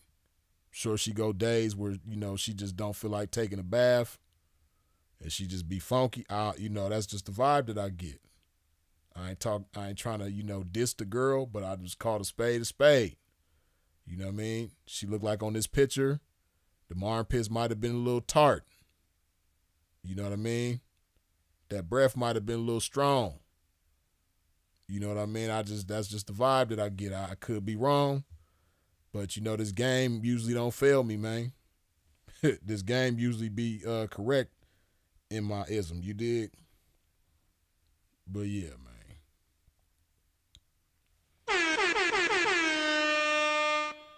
E-Books, good looking with that $10 holler.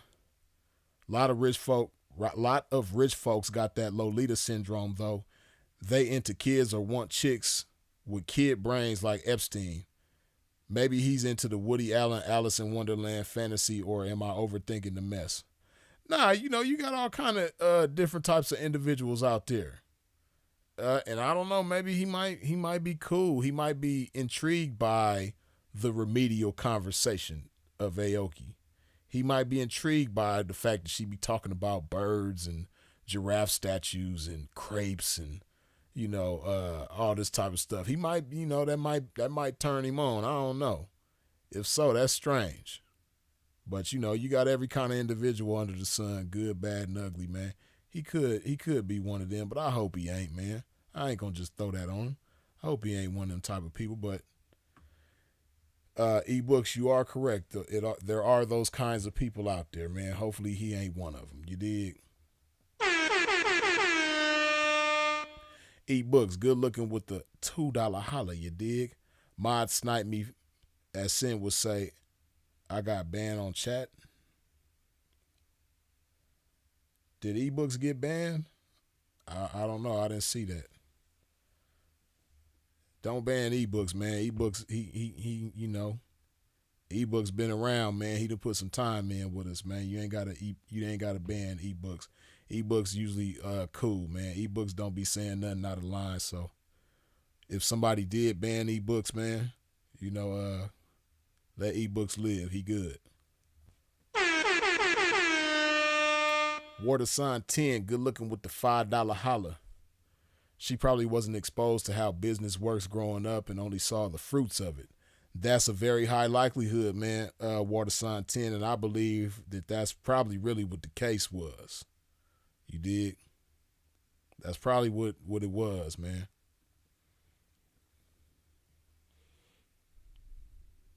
Right, DeBelle, I agree with you. Her rich friends spend more time with their fathers. I believe that's the case, man. I believe that's the case.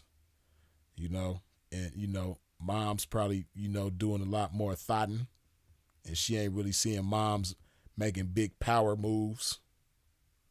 You dig? Ebooks say, great movie. Wait, which movie you talking about? I don't see no comment where you mentioned the movie. I might have missed it. Jim says, game isn't for everyone. She needs to work. No amount of game will make her a good 304. She has a false sense of reality. Yeah, she just don't have the right outlook for the game. That's why I said, man, you know, if some ism was to get action from a chick like this, you know, all action ain't good action, man. And as much of a thrill as you might get from saying, oh man, you know what I mean? Russell Simmons' daughter, man, she wanted to mess with my pimpin', man. You know, as much of a thrill as it would be to say something like that, you don't want to be saying that from a prison cell. Like, yeah, man, damn, OG, how you get up in here? Yeah, back in the days, man, you know, Aoki Simmons. Yeah, Russell Simmons' daughter, man. Yeah, I be seeing her on, you know, online. Yeah, man, that was my 304, man. I had her back in the days, man. She was down, man, but you know, she ended up folding on me, man. It is what it is. You don't want that to be your story, man, because messing with somebody like her, that's what the story is going to end up being. So, yeah, everybody ain't for the game, man. I'm sorry, man. She looked way too much like Russell. I can't do it. Man, Ming took after her mom at least. Yeah, and see, with Aoki, not only does she look like Russell, but she sound like Russell. She talk like Russell. She got the lisp like Russell. Like, yeah, she is the spitting damn image of Russell, man. She yeah. It's bad enough she look like the man, but she sound like the man. She got the Russell Simmons lisp too. Like how that happen? Like how you inherit the lisp? I can see you inheriting the looks and things like that, but the lisp too, like I didn't even know that was like a hereditary thing. I didn't know that like parents be passing down lisps to their kids, you did. But she inherited the lisp and everything.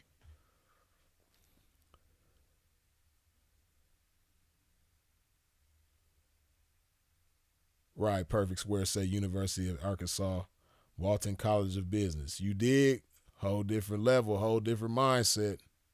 Swiss say, yo, Freeze, we all know the cliche saying, nothing in this world comes for free, not just money-wise.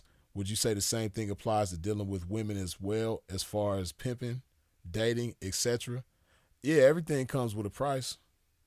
You know what I mean? Everything comes with a price.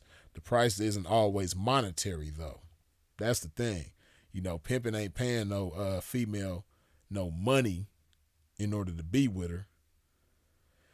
But, you know, he is paying in the form of time, energy, game. You dig? He you know, it's an exchange. Fair exchange, no robbery. You dig?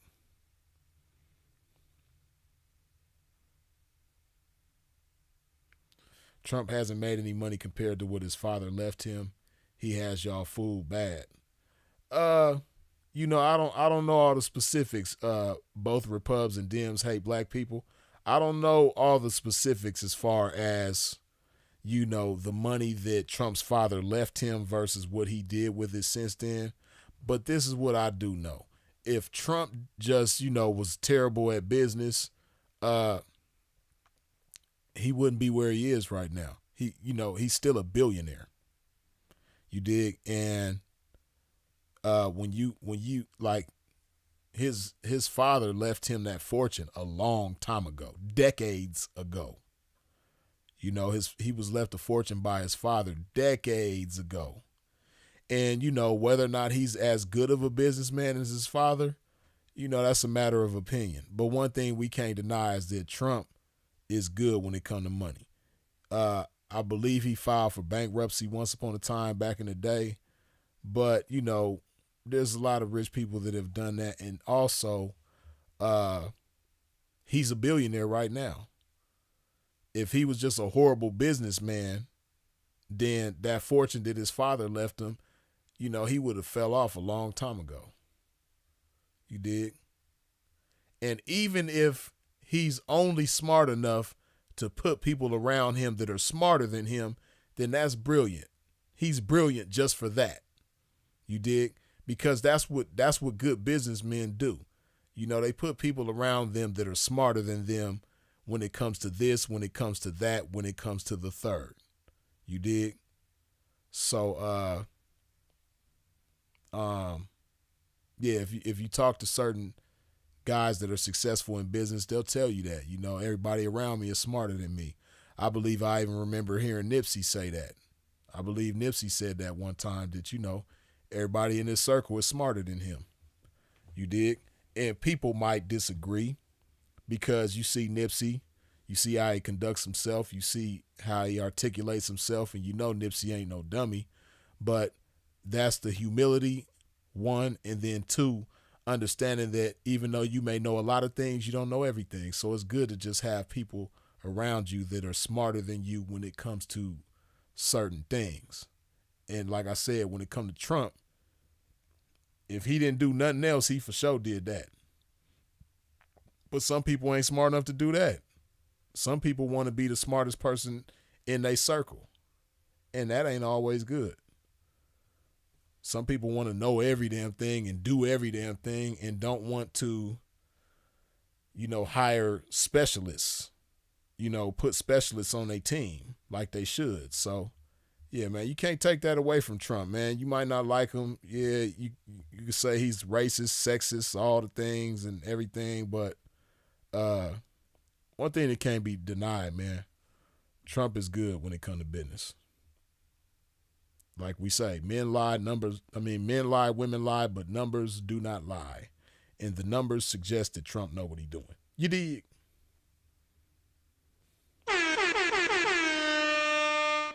E-books, good looking with the $2 holla. Can Amber Black China give her gold digging game? I don't know if you mistyped that, or can Amber Black China give her gold digging game? I don't understand what you mean by that, E-books. Maybe you left some words out. Look like you left some words out. Scramble board with your statement, and I can't unscramble it and scramble it the right way to make it make sense. You dig? So you're going to have to help me out with that.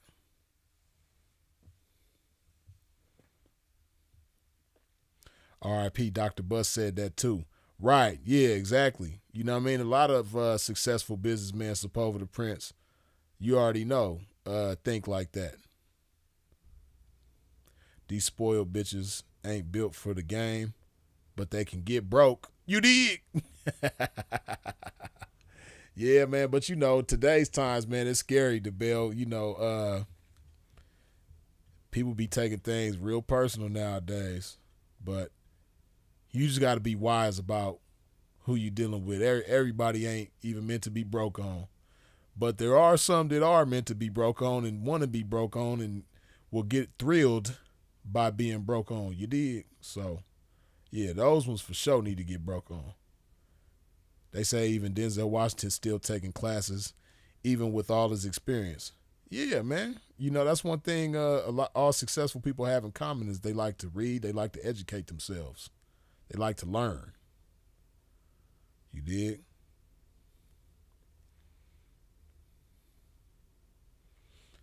Sepulveda the Prince says, can they teach her how to be a good gold digger is what E-books is saying. Oh, so is he saying that, is he asking can Amber or can somebody teach Amber and Black China some good gold digger game, or are you asking, can Amber give Black China some good gold digger game? Because I don't see Amber Rose as like no good gold digger, man. I don't see it.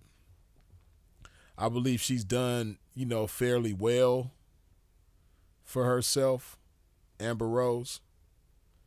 Sky's the limit, so she can always probably, step her game up.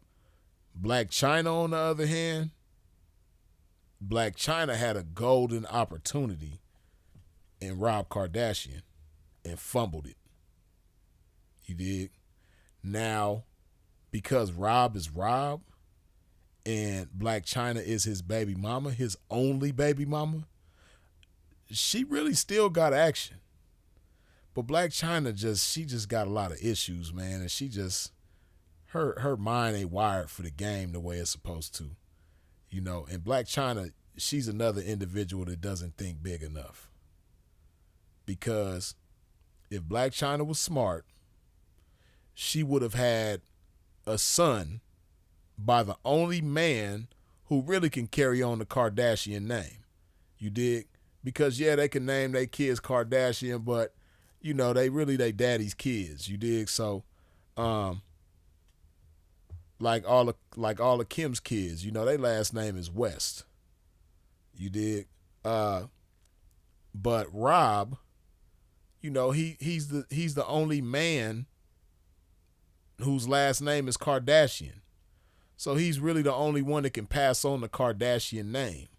So Black China being involved with the only man who can pass on the Kardashian name, if she was smart, she would have had a son by now.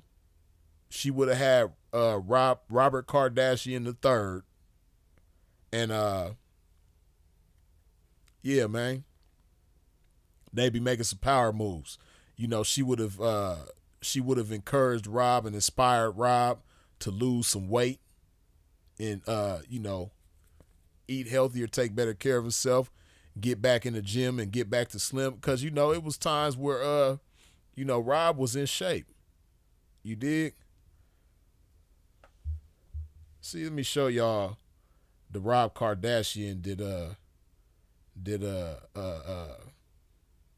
Black China was supposed to bring back to life.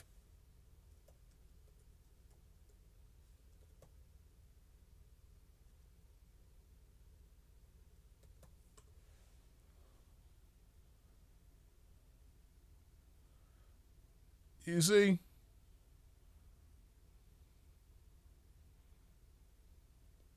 Now, this is an old-ass picture. He wasn't looking like that when he was with Black China. Right, that's what he looked like now. This is back in the day. See, if Black China was smart, look at this, man. Look how she got Rob looking. This is what you call a fumble, man. Like, this is the man. He is the only Kardashian man in that family. He's the only man with the last name Kardashian. Come on now. Like, she just wasn't thinking big enough. And then look, she pregnant, you know what I mean? Now you his baby mama. And you're still his only baby mama at this point. You dig? And you still young enough to give this man a son. If she was smart, she'd be trying to see Black China just wasn't smart. She made it where all the Kardashian girls none of them like her. All the Rob sisters, they don't like this chick. And then, Rob is heartbroken. But if she was smart, if Black China was smart, even still right now, I would be, trying to get in the good graces of his family, make everybody like her. You dig? They might have did like her at one point in time. I don't know. But if she was smart and she has some wisdom about herself, she'll be trying to cut into the family, man. Trying to be good, because she has their niece. So she's going to see them. Family functions, soccer games, whatever it is, man. She going to see the Kardashians. She got their niece.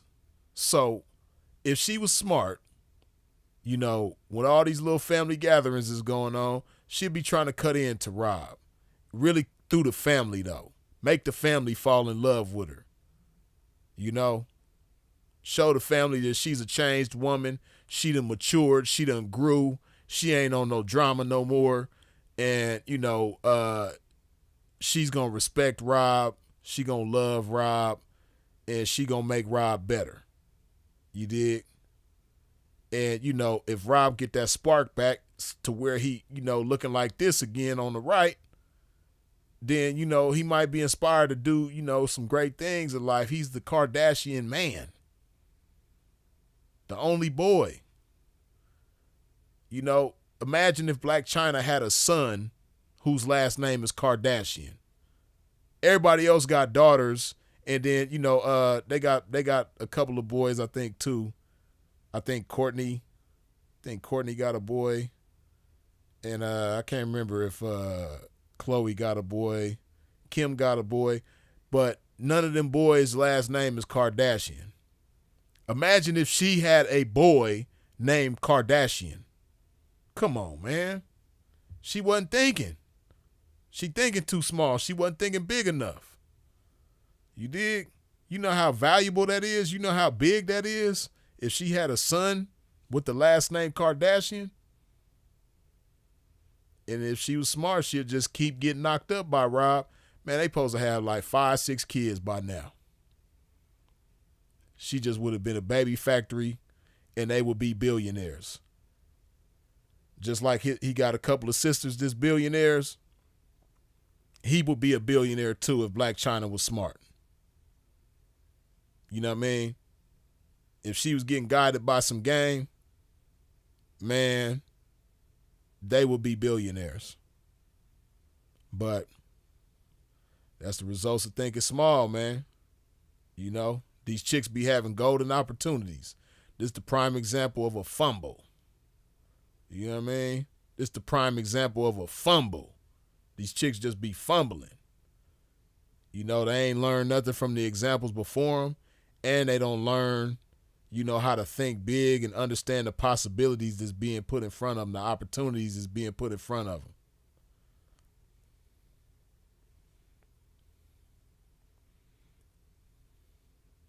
Tyler says she got a baby by Tiger and Rob. She could have went farther. She could have went farther with it for sure. Yeah, you know, and the baby by Tiger, that's cool, but come on, man. Like, people ain't understanding. Like, Rob Kardashian, he is the only male Kardashian that can pass the name on. She supposed to have a son by him by now. They got a daughter together, beautiful little girl. But they should have a son by now with the last name Kardashian. You dig? Because, you know, they kind of like got a lightweight dynasty going on. Everybody in the family balling. Everybody in the family balling. Rob is probably the least, but even Rob is worth some millions. But he's probably worth the least out of everybody, out of all of his siblings. Rob is probably worth the least, but even he's worth some millions. But not just that, but like, just like I said, man, people just think about that. Black China, the mother of the only Kardashian male, having a son by this boy. That's big, man. That's huge, man. They gonna want to be friends with her, just even if they don't like her. They gonna want to be friends with her just based on that. I'm sure they love their niece. I'm sure they always, you know, having functions and gatherings with the niece. But imagine if they had a nephew through Black China whose last name was Kardashian, man. Come on, man. That's huge. Just imagine what kind of opportunities is going to come that boy's way from birth. You dig? Right, like Tyler said, everybody got money, billionaire family. That whole family is worth billions. Man. But right, like Perfect Square said, you said it, thinking too small. You know, Black China, she's still ratchet. She's still I think where's Black China from DC? She's still a ratchet ass DC chick who just, you know, they took the girl out the hood, but they ain't take the hood out the girl. She just ain't learned, man. But yeah, these chicks, man, they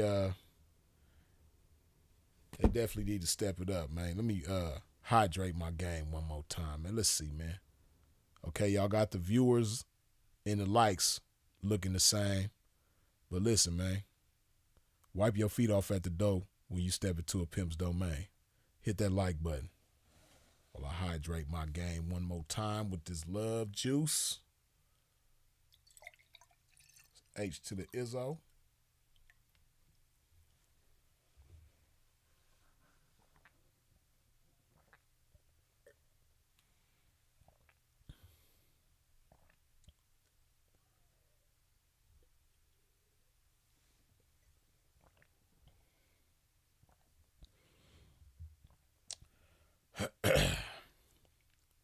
Kaylin Ward say, oh shit, China from DC. Shout out DC. Yeah, I believe Black China's from DC because I know her mom is from Baltimore. What's her name? Tokyo. I think that's her mom's name. Oh, Tokyo Tony. That's right.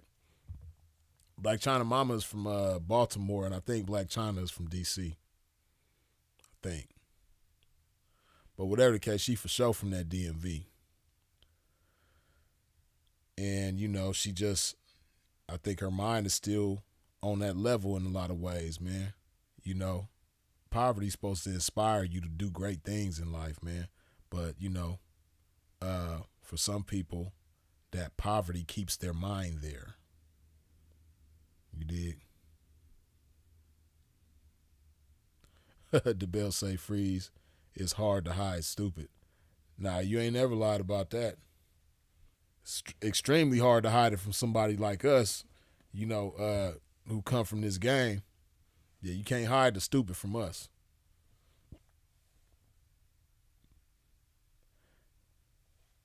Vigorous Gent Kudre says Seahawks should have ran the ball fumble. For sure. How do the kids feel being trick babies and all? They don't even know they trick babies. You know, the parents don't even know that they trick babies, but you know, it is what it is. They some babies to some good tricks, at least. You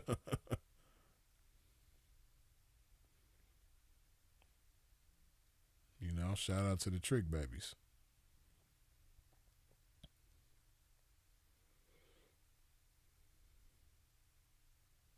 Oh, China was the stripper bitch. Yeah, I believe Black China's story was, if I remember correctly, I think she how her claim to fame was being Tyga's baby mama, and I think how her and Tyga even connected was she was in his video, and I believe before she was in his video, she was stripping at KOD. I want to say she was a stripper at KOD in Miami, if I remember correctly.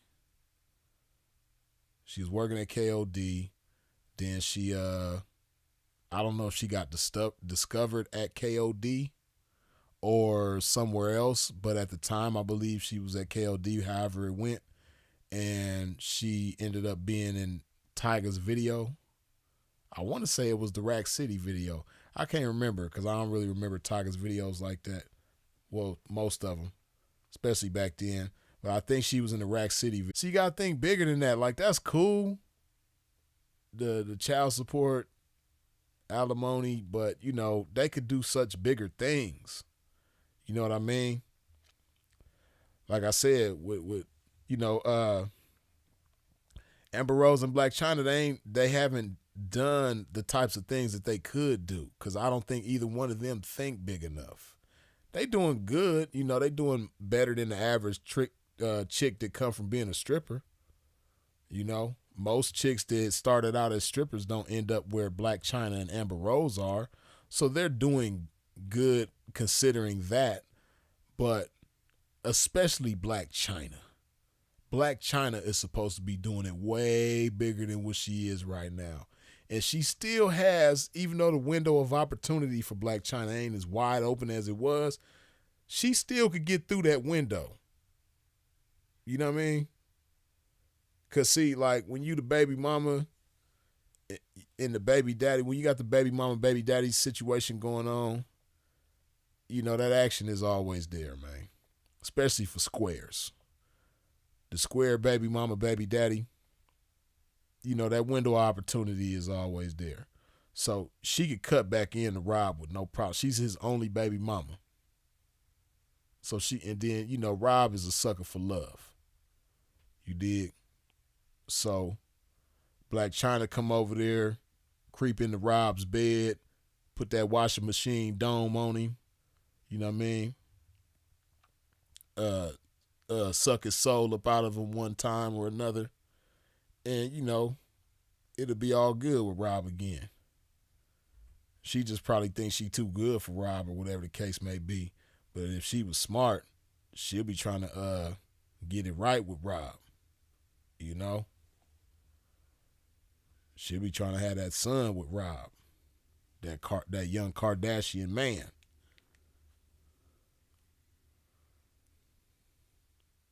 Superhead dropped the ball. Yeah, Superhead has some, man, speaking of Superhead, she done had some golden opportunities. Superhead has some golden opportunities, but she just was getting a thrill out of, you know, messing with all these different rappers. I think Superhead was just thrilled by that. And she wasn't thinking big either, you know, because Superhead could have, you know, all them different guys, man, I don't want to name no names. You know, we all know the guys who she done named out and dropped out there.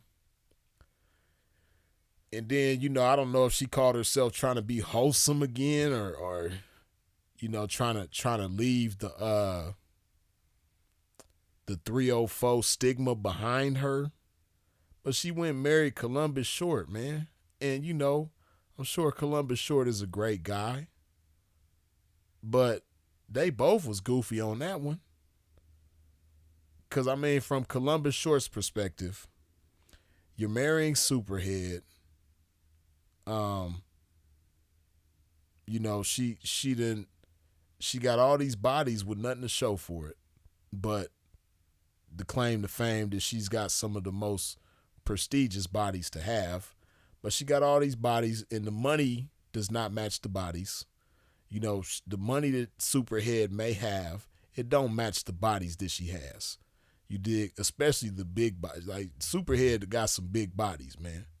She got some big, you know, some big bodies, man, that should come with some big money. So, yeah, she her bag don't match her body count, for one. And then two, you know, Columbus Short, you know, you probably doing all right for yourself, but you ain't balling out of control. She ain't balling out of control. And y'all just acting like y'all in love. So it's goofy on his part. And then from her part, it's like, you done came so far with the type of bodies that you done had to try to end up with Columbus Short. And we see that didn't last long. The thing with her and Columbus Short, that didn't last too long. You know, I guess she thought she was going to have a fairy tale ending with him. But come on now. You know what I mean? Like, Superhead and You Got Served, they don't even go together. Or was it You Got Served or Stomp, whatever? Nah. Stomp the Yard, You Got, whichever one of them damn movies he was in. They don't even go together. Whether it's Stomp the Yard or You Got, I can't remember which one it was, man. Or maybe he was in both of them, I don't know. But that shit don't even go together.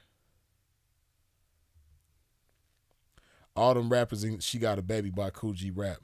Shout out to Kool G Rap, though. He a legend, but of course, Kool G Rap's money ain't as long as some of the other guys that she done been with. But Kool G Rap is who she started off with. You know what I mean? She was young when she got with Kool G Rap. I want to say she was a teenager when she got with Kool G Rap. So, you know, Kool G Rap is kind of like what opened her up to the industry. You dig? She, Coogee Rap put her in the pool. You dig? So it wasn't like she was with this big dude, that big dude. She was with Shaq. She was with Jay-Z. She was with Lil Wayne. All these different dudes, and then she got with Coogee Rap. Nah, I didn't go like that. She started off with Coogee Rap. So, but even though Coogee Rap his money ain't as long as everybody else's, had she never got with Coogee Rap, that might not have opened her up to everybody else who she ended up with. Now Ice-T put her on. Yeah, she credits Ice-T for giving her the game, but what I'm saying is she never even would have encountered Ice-T had it not been for Coogee Rap. Coogee Rap put her in the mix as far as the industry go. That's what I'm saying. You know what I mean? And had she not been Coogee Rap's baby mama, she probably never even would have had access to an Ice-T. You dig? So, yeah, you got to give Coogee Rap, like she got to credit him, even though she talked bad about Coogee Rap. I think she was trying to say he was abusive to her and all of that. If I remember correctly, I think she did say that about Coogee Rap. She tried to make him into a monster and everything like that. But you was with him, so knock it off. You dig? But yeah, she got it. Whether she want to give it to him or not, you can't take that from Coogee Rap. He the one put her in the game. You dig? That's the first rapper that she was with, was Coogee Rap.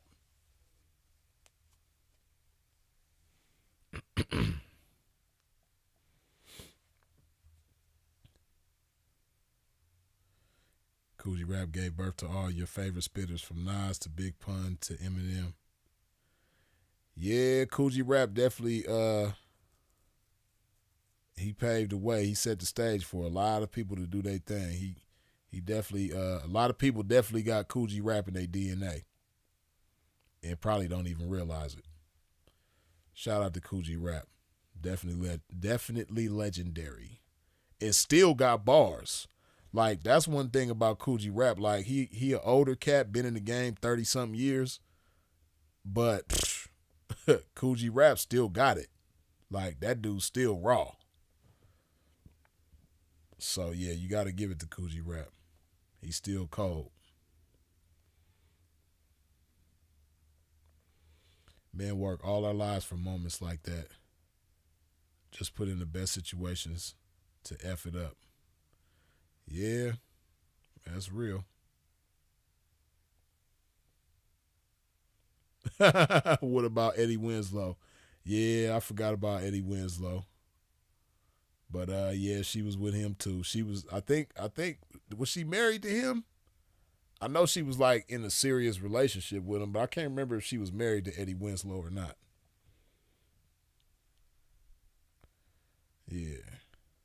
Coogee Rap and DJ Polo, Support for the Prince, you already know. On the Road to Riches. Ebooks. Ice-T a legend, but he a bit of a trick. Darlene, Coco, and Corinne. I don't know. I don't know of any tricking that Ice-T done. I know Ice-T got some game. I would never classify him as the pimping, but one thing that can't be denied is Ice-T, he got some game. And I think he done sent a broad or two before and checked a trap or two before, but I wouldn't consider him no pimping.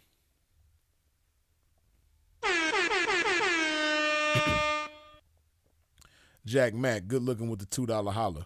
What'd you think of Drake versus the rap industry? I've been listening to all these different disses, like the Rick Ross diss, the Drake diss, the J. Cole diss that he deleted off the album since then. Ain't none of these dudes messing with Kendrick, man. And y'all might say I'm biased because I'm from LA, I'm from California, from the West Coast. But I just call a spade, man. If somebody cold, I'm gonna give it to him, and I just got to keep it real, man. Ain't none of these dudes messing with Kendrick. Even though I know all the other disses ain't got nothing to do with Kendrick, like Rick Ross ain't going at it with Kendrick, and Drake went at it a whole bunch of people. But man, ain't none of these dudes messing with Kendrick, man. Like, Kendrick is just too cold for these dudes, man. And what people don't understand is, like, this is just me. I think Kendrick is a chess player. So, I think that was just like the bait. I think that like Kendrick's verse on that like that with Future and Metro Boomin, I think that was just bait to see how they bite on it. But I think Kendrick got some cold shit up his sleeve that if they push the wrong button, he gonna bomb their ass. You know? Cause that verse was cold. That verse is still colder than everything they did. Like that verse on Like That by Kendrick, that's colder than that 7-minute drill shit that J. Cole did. It's colder than that Drake shit that he just put out. It's colder than that Rick Ross shit, even though Kendrick and Rick Ross ain't going at each other, but Kendrick's verse is colder than that shit. That verse that he did is colder than everybody else's diss combined. And like I said, I think that was just bait. I think Kendrick got a nuclear bomb tucked away somewhere that if they push the wrong button, he gonna detonate that shit and blow up everybody. He gonna blow everybody to smithereens. You know what I mean? Like, Kendrick is so cold. And then, you know, I was watching No Jumper, and, you know, Flacco and I can't remember the other dude's name, but, you know, they J. Cole fans, and they not from the West Coast.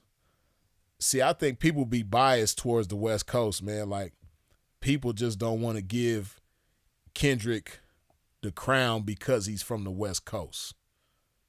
Honestly, I think that's what it is with certain people. They don't want to give Kendrick the crown because he's from California. He's from the West Coast. He's from Compton, L.A. They don't want to give him the crown because of that. But, man, you just got to give it to him. It's undeniable. If you just listen to Kendrick and then listen to everybody, and then Drake ain't even in the conversation because that shit that Drake just put out, we don't even know if he wrote that shit or not. J. Cole might have wrote that shit. He might have got back cool with Quentin Miller and said, "Hey, Quentin, man, my bad, man. I know I dissed you back in the day, man, but I need, you know, you see what's going on, man. Kendrick done came at me, Quentin, man. You know, I got a bag for you, Quint. Come kick it with me, man. Let's go have dinner and drinks or something like that, man. You know, I got some bitches for you, Quint. You know what I mean? I know you probably ain't had no good twat in a while, man. I got the best of the best over here for you, man. Let's smoke, let's drink, let's eat. You know what I mean? I'm you're gonna have some fun with some ladies, man, and we're gonna get in the studio, man. I need you to come. You know, you heard what Kendrick just did to me, man. Quint, I need you to get in the studio and give me some heat, man. That's probably what happened, man. For all we know, man, Quentin Miller wrote that shit that Drake just put out, man. Like, we don't know who wrote that shit. You know what I mean? He might have went and hollered at Wayne or something. Wayne, man, come on, man, and Wayne, man, I need you to do me this favor, man. I need you to do me this solid. He probably went to, nah, it wasn't that cold. I was going to say he might have went to Jay Electronica. But if Jay Electronica wrote the shit, it would have been way colder than what it was, man. But, yeah, man, we don't even know if Drake wrote that shit. So he's not even in the conversation, man. But, yeah, man, they don't want to give it to Kendrick, man. Kendrick is just colder than them dudes, man.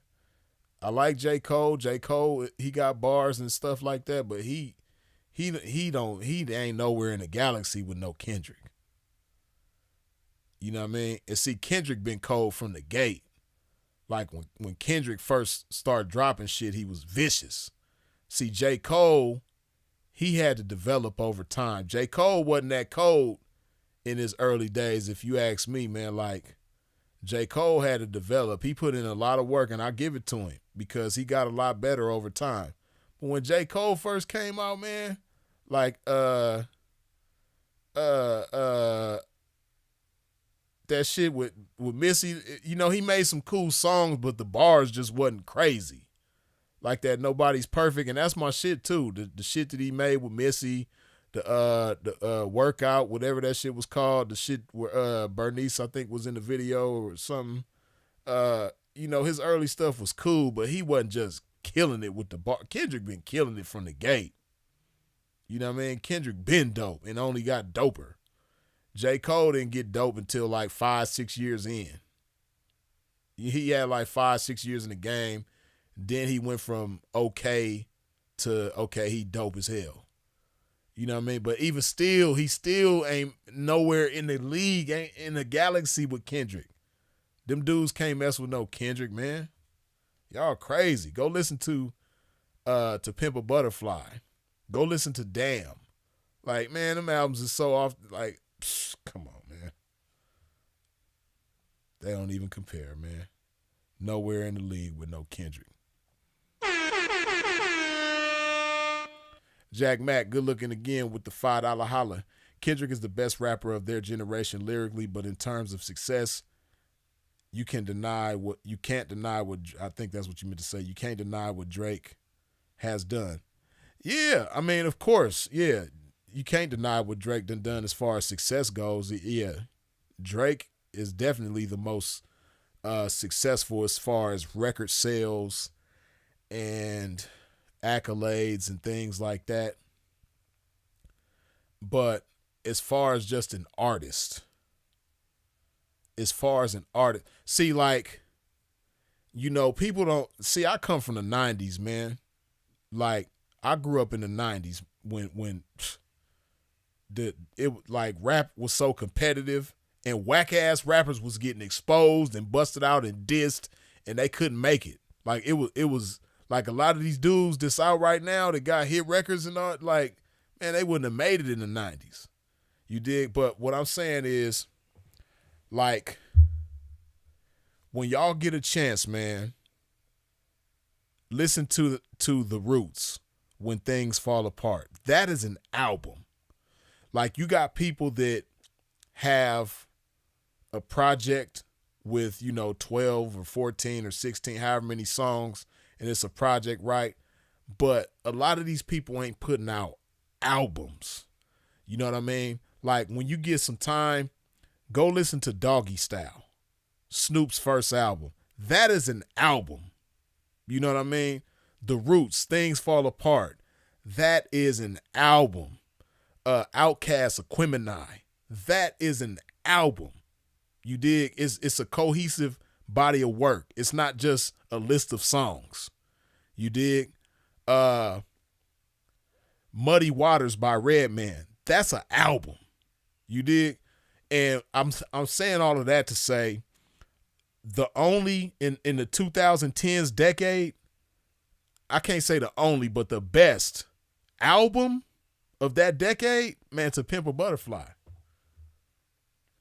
The best album of the 2010s, rap album, To Pimp a Butterfly.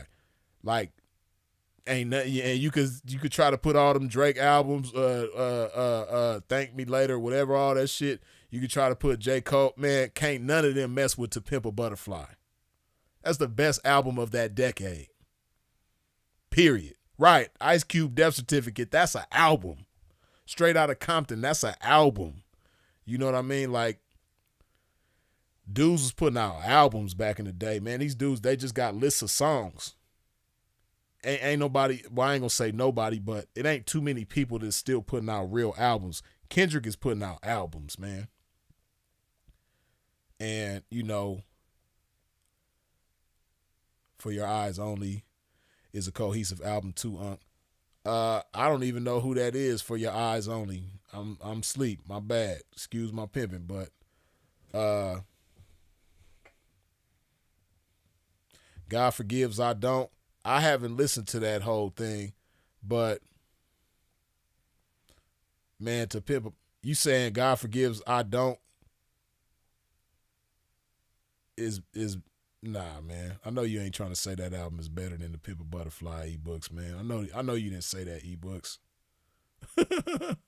Right, DJ Quick, Safe and Sound. That's an album. That is a damn album for sure. Life After Death album. You know what I mean? Tupac, Me Against the World album. You know what I mean?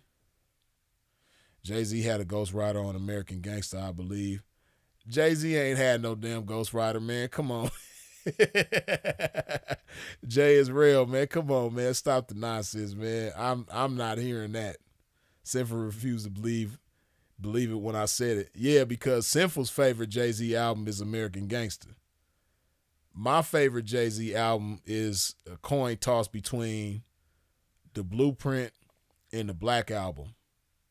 You know, those are my two favorite Jay-Z albums. Sometimes I feel like The Blueprint is better. Sometimes I feel like the Black Album is better. But on the real though, like if I just had to pick one, I'm gonna probably go with The Blueprint. The Blueprint to me is Jay-Z's best. That's an album. You know what I mean? The Blueprint is an album for real. You dig? But yeah, man, To Pimp a Butterfly. Can't be messed with. Lupe Fiasco's Food and Liquor is better than Kendrick's album. I'm not even gonna argue with that because I haven't heard that whole album. I know Lupe is very, very talented. But I don't know, man. To Pimp a Butterfly is on another level. To Pimp a Butterfly is ridiculous. You dig? Michael Jackson Bad album.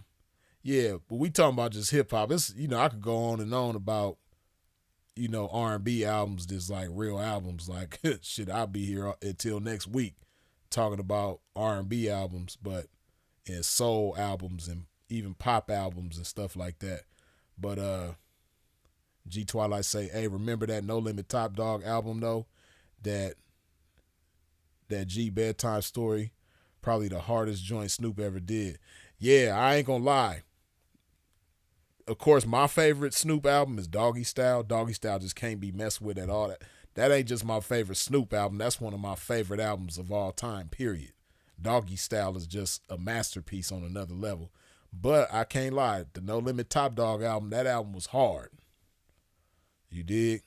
That's when he hooked back up with Dre. Yeah, that No Limit Top Dog is dope.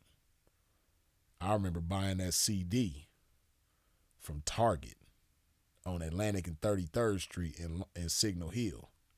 You dig? Yeah, I used to bump that album. Low Key G say Kendrick is a whole different level of artistic creativity plus certified, but J. Cole can write some cold rhyme schemes. Yeah, J. Cole he dope. He dope as hell, but like Kendrick is just like, Kendrick is an alien, man. He from another planet. Kendrick ain't even from Earth. I don't know. The planet that Kendrick is from, we ain't even discovered that shit yet. He came from some other galaxy, some other planet somewhere that we ain't never even heard of before. We don't even know where Kendrick don't even know what planet he came from. He from some totally different planet, man.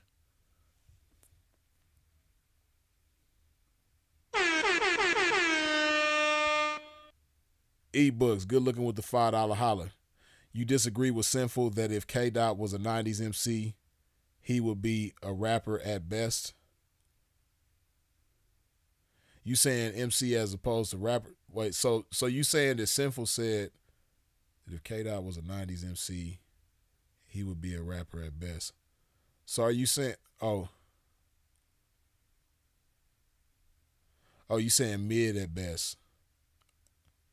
So basically you saying that this Sinful said that if Kendrick was in the 90s, he would have been like average? Oh yeah, damn, I can't forget that, Tyler, for real. Raekwon built for Cuban Links. album. album. For real. But Kendrick being like average in the 90s or mid in the 90s,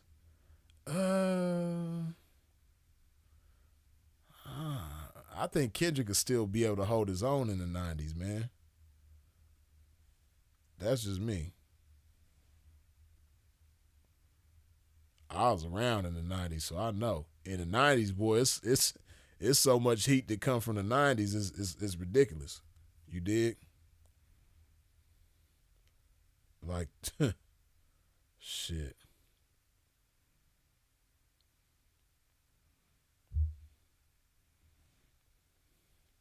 Oh, yeah, and speaking of Raekwon, yeah, Wu-Tang Forever. You know, Wu-Tang's first album is dope too, but that Wu-Tang Forever, masterpiece. That is my shit. Album for real.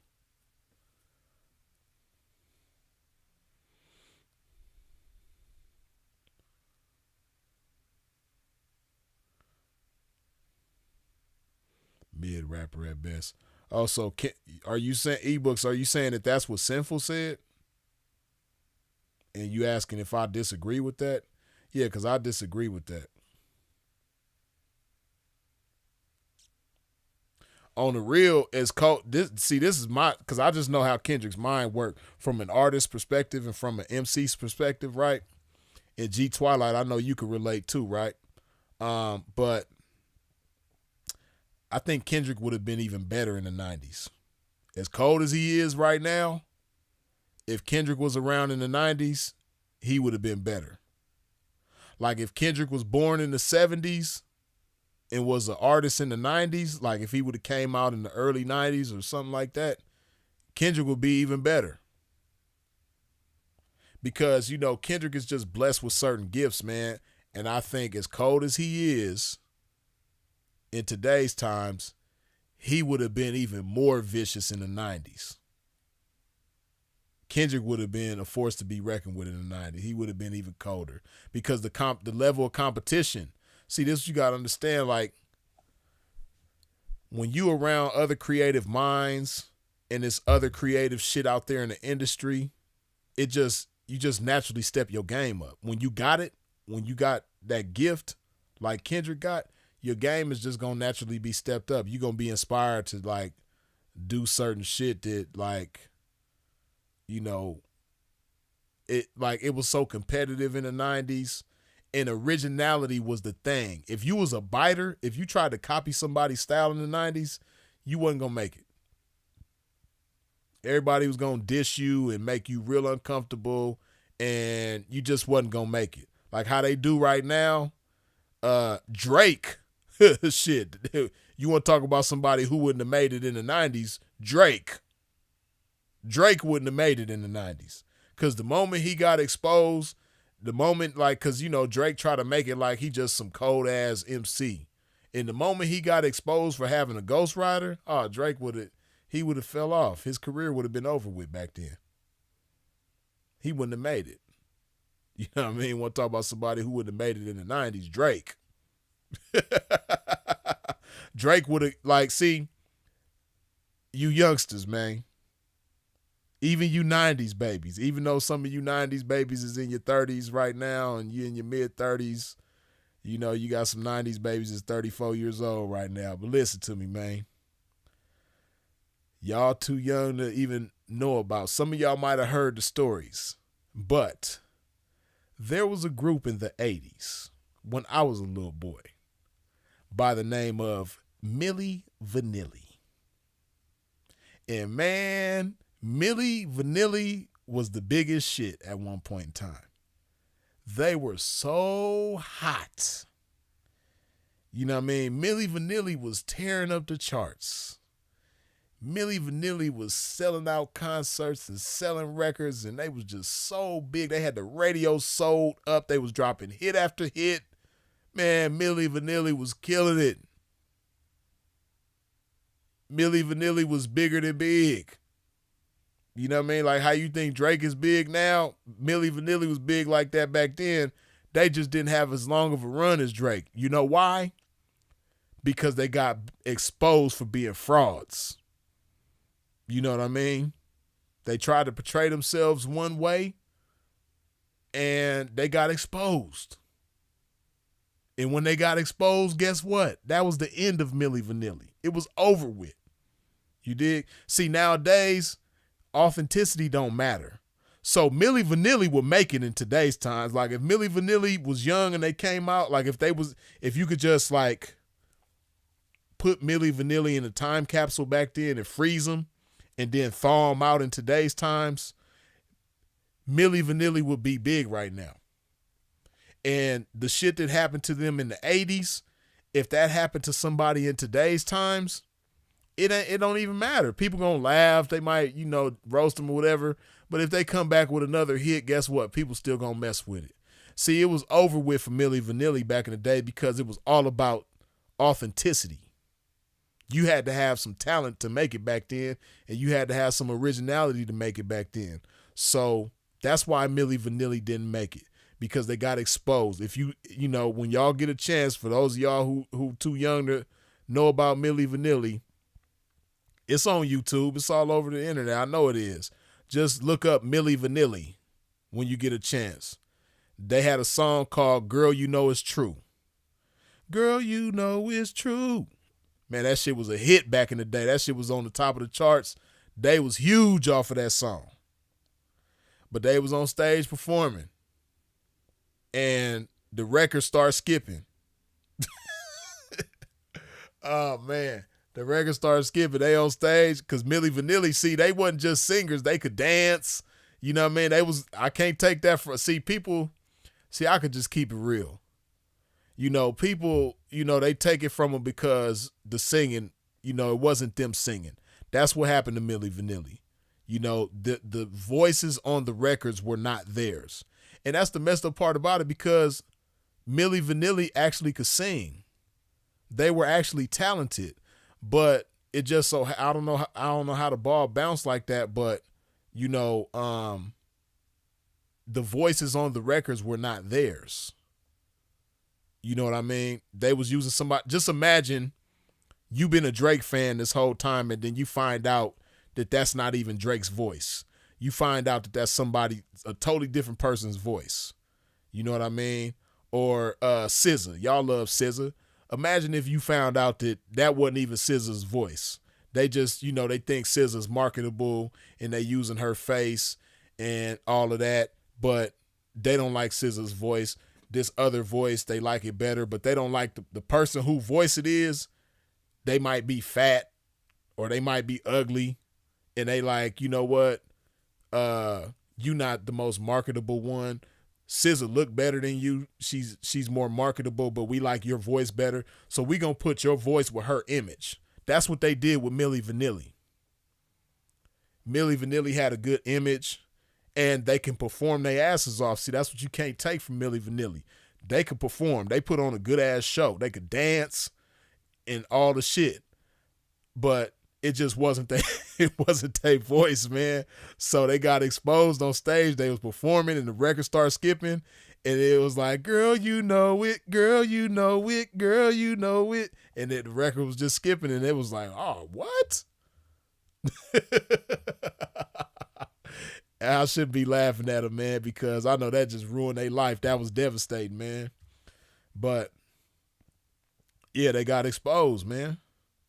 So that's why I say Drake wouldn't have made it in the 90s, because once he got exposed for not writing his own shit, especially when he's portraying himself as somebody that's writing their own shit, it would have been over with for him. He wouldn't have made it past that.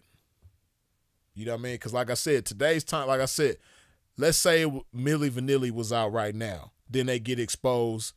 It's not them singing. If they come out with another record and it's dope, y'all gonna mess with it. Y'all don't care that it's not real. Y'all listening to all this AI shit now, and y'all think some of this AI shit is dope as hell.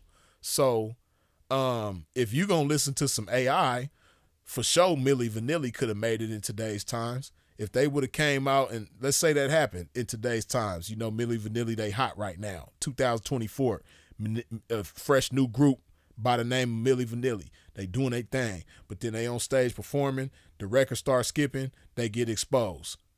It ain't them on the record. Man, they can come out with a new hit after that, and y'all gonna mess with it. If it's dope, if it sound good, if y'all like the way it sound, y'all gonna rock with it. And Milli Vanilli still gonna be able to make it in today's times, because authenticity don't matter. You dig? Authenticity ain't a thing. So that's why I say Drake, he wouldn't have made it in the 90s. Because authenticity mattered back then. Right, the Dog Pound Dog Food album of albums for sure. Major album, you dig? Palm, good looking with the $2 holler. Just curious why you and Sin stopped being on cam. Well, with Sin, he has some issues going on where, you know, it's people targeting him a certain type of way. And, you know, for the sake of protecting himself, you know, it was like a safety measure for Sin because, you know, he just had people coming at him a certain type of way that was really trying to you know, hurt him in real life. You dig? So that's why Sin did that. Me, on the other hand, honestly, I just done got into a groove with it. But I have I ain't gonna put the number out there because it's just like a personal goal of mine. But I have certain ideas for what I want to do with my channel. And there's a goal a subscriber goal that I have. And once I reach that subscriber goal, by that time I'm gonna be able to do what I want to do with my channel. So that's what it is with me. It's like a personal goal that I have, and once I reach that goal, then I'm gonna come the way I want to come. But with me, it's not gonna be like no forever type of thing where I just ain't on camera. You know what I mean? I don't really have no problem. Like I said, it's just it's like it's an incentive type of thing for me. So, but you will see Freeze on this thing again very soon once I reach that goal, because it ain't gonna take me that long to reach that subscriber goal that I have. So yeah, it's coming soon. You dig?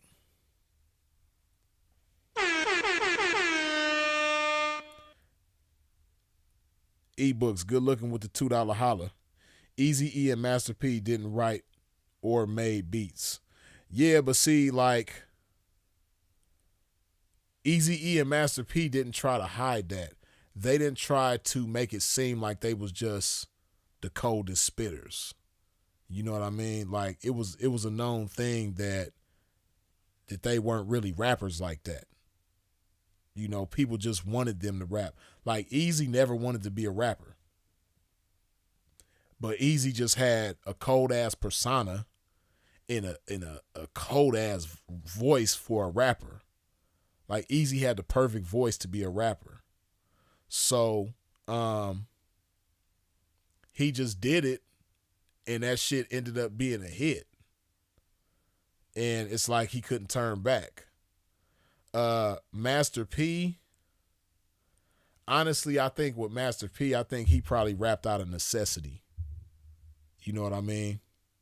I think he just did it kind of like because it made sense for him to do it at the time. But I don't think Master P was just like super passionate about being the best rapper. Master P was a businessman. You dig? Eazy-E was a businessman. But Master P, I think it's just something that he kind of did out of necessity. Like, he didn't want to wait for nobody. He was like, shit, I could do this shit myself. And he just did it. And then along the way, you know, he got other people and things like that. But yeah. But they, you know, people like Master P, like you said, Eazy-E, Dr. Dre, Jermaine Dupri, Puffy, you know, these are guys that nobody, like, see, if you was around, like, if you was around in those days, then you just know, like, nobody ever looked at them like they was just dope ass MCs. You know, like Jermaine Dupri, Puffy, Dr. Dre, everybody knew that they were just like producers and executives who just so happened to start rapping. You know what I mean? So that's what it was with them. So it was like a different type of energy. Drake, on the other hand, Drake wants you to believe that he's a dope ass MC. Drake wants you to believe that his pen game is cold. You dig? And Drake is just an artist.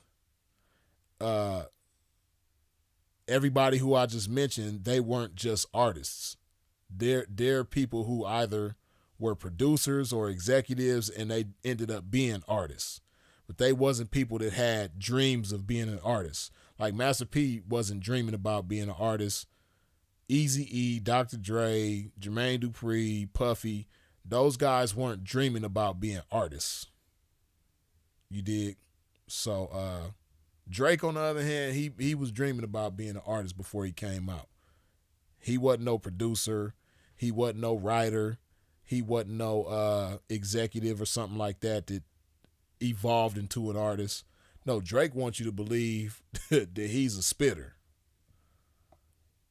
So that's why it's different for him. He's gonna be held to a different level of accountability because of that. You did.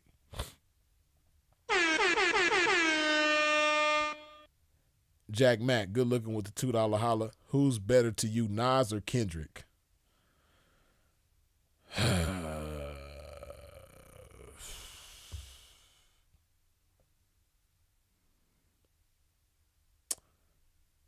Yeah, I'm gonna have to go with Nas on that one. I love Kendrick to death, but Nas is like, he's another alien ass motherfucker. Like Nas is something else, man. If you just like go through Nas's body of work and the type of songs that he got, like Nas is just, Nas is something else, man. I love Kendrick. And then too, you know, it might be unfair to ask me because I come from the 90s, man. Like I was a teenager when Nas came out. So, you know, I remember in real time what Nas was doing in his prime. You dig? It's different for me. So,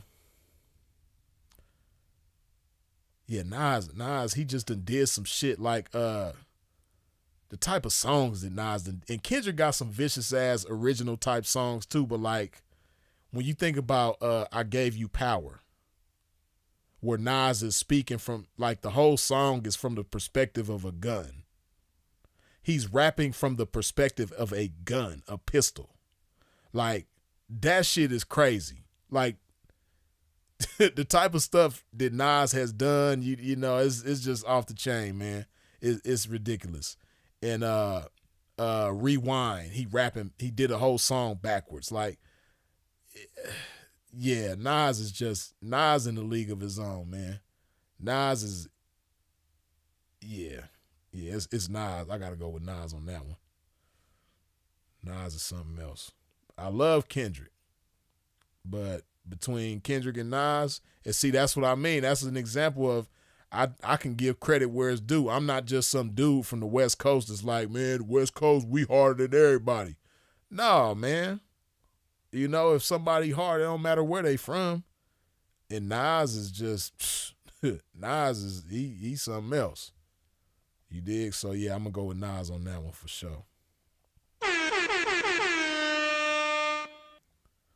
Palm, good looking with the $2 holla. Who are some of your favorite hip-hop producers? Okay, I'm gonna talk about non-typical favorite producers. You did, because everybody like, oh man, Dr. Dre, man. Oh, Manny Fresh, man. Oh, Timbaland, man. You know, let's think about the not so typical. You know, well known, but not the first ones that come to mind when everybody talk about their favorite producers, man. One of my favorite producers for sure is Just Blaze. Just Blaze is in the league of his own.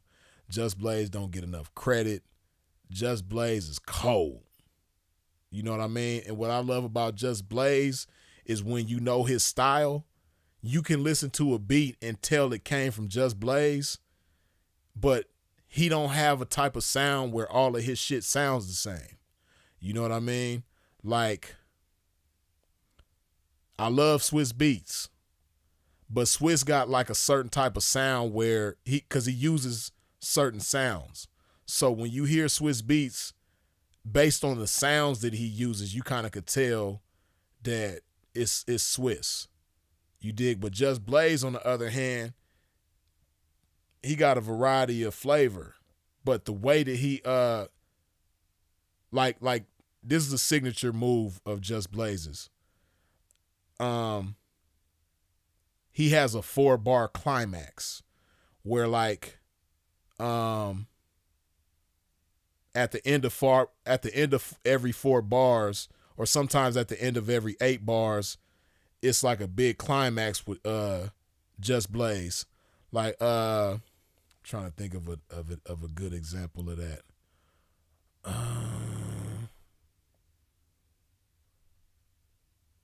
I know a lot of y'all probably don't know this song, but Busta Rhymes got a song that Just Blaze produced called Match the Name with the Voice. And it's featuring the Flip Mode Squad. He got Rod Digger on there. He got Rampage on there. He got Baby Sham on there. And he has, of course, Spliff Star on there, right? It's a song by Busta Rhymes called Match the Name with the Voice.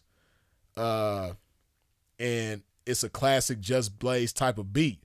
Like I said, he'll have that build up and then he'll have that climax at the end of every 4 bars or every 8 bars. Like, man,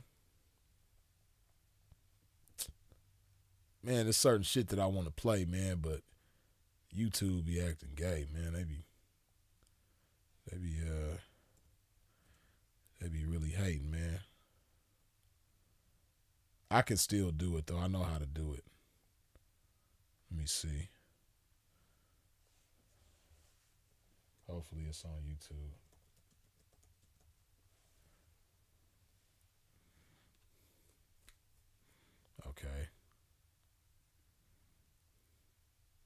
Okay, this is a Just Blaze beat. And see, Palm, I know you a music connoisseur like me, so you know what I mean when I break this type of stuff down. You one of the few people like you, G Twilight. I know y'all can relate to what I'm talking about when I break this down, but let's see. See, like I said, so this is a song, obviously by Busta Rhymes, called Match the Name with the Voice, and this is produced by this is a Just Blaze beat. So I want y'all to hear.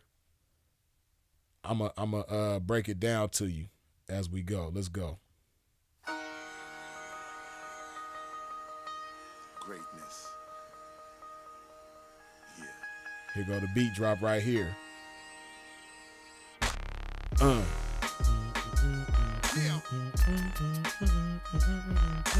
Hey, yo, turn the beat up just a little bit louder. Trump volume. You hear the melody, right? Just you hear the build up, right? Then here go the climax. Yeah.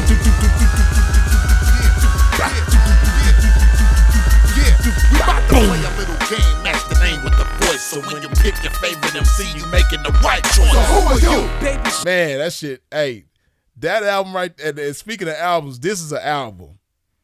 Busta Rhymes Genesis. That's the album for your ass. You know what I mean?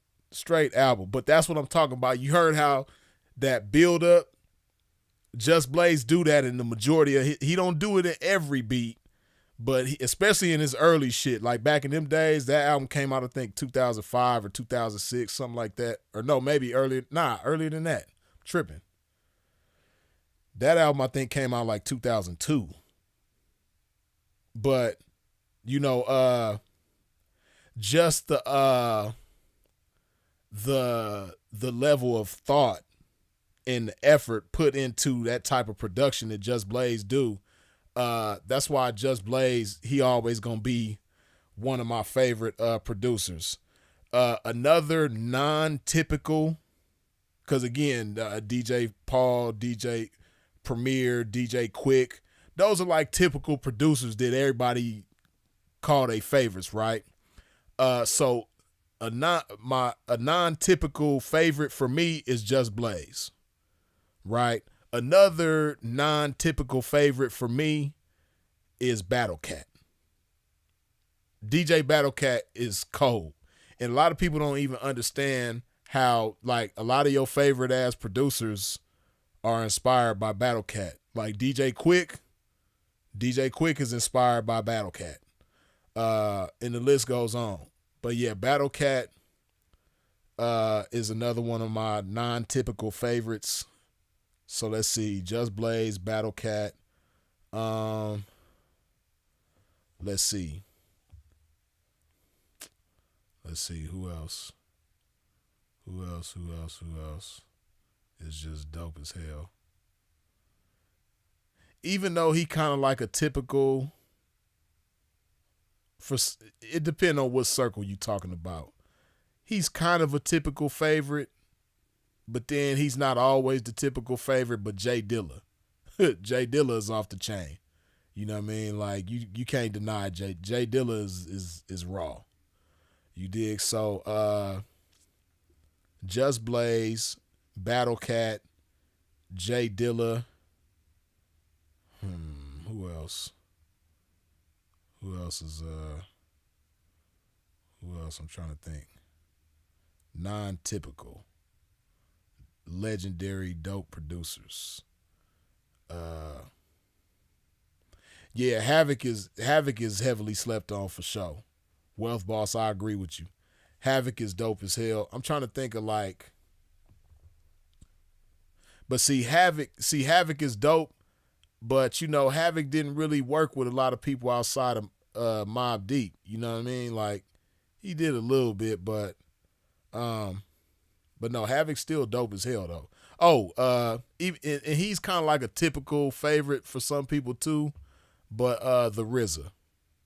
The RZA is vicious. You know what I mean? Somebody well-known, well-respected in the industry that oftentimes I think don't get enough credit, Eric Sermon. Eric Sermon is another one of my favorites.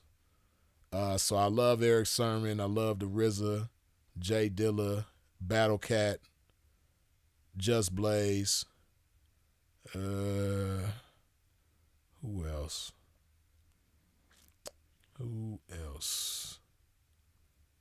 Trying to think of people that's not like typical.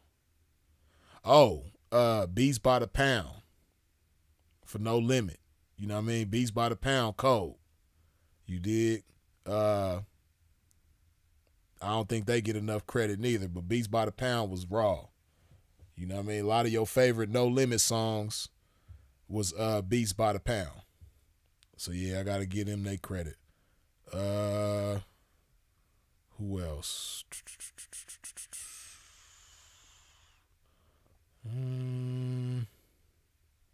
Trying to really think.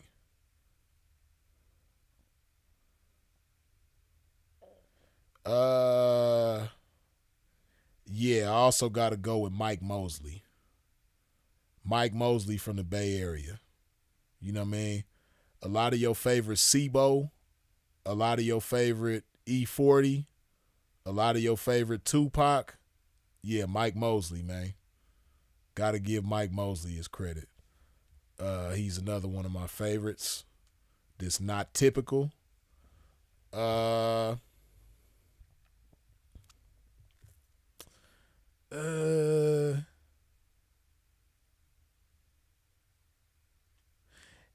Yeah, he kind of typical,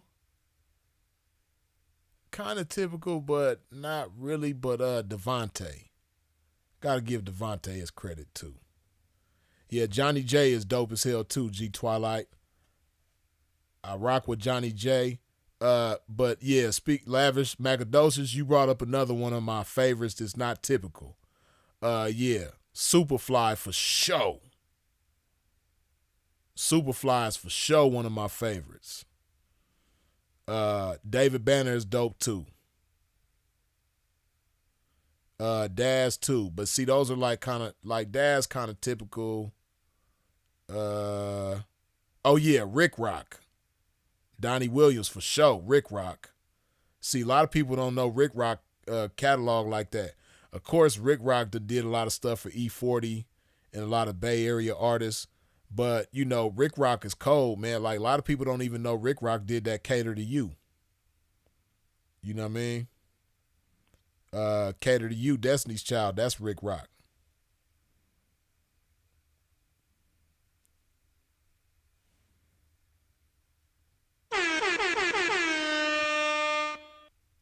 Jack Mack, good looking with the $2 holler. What about the Heat Makers?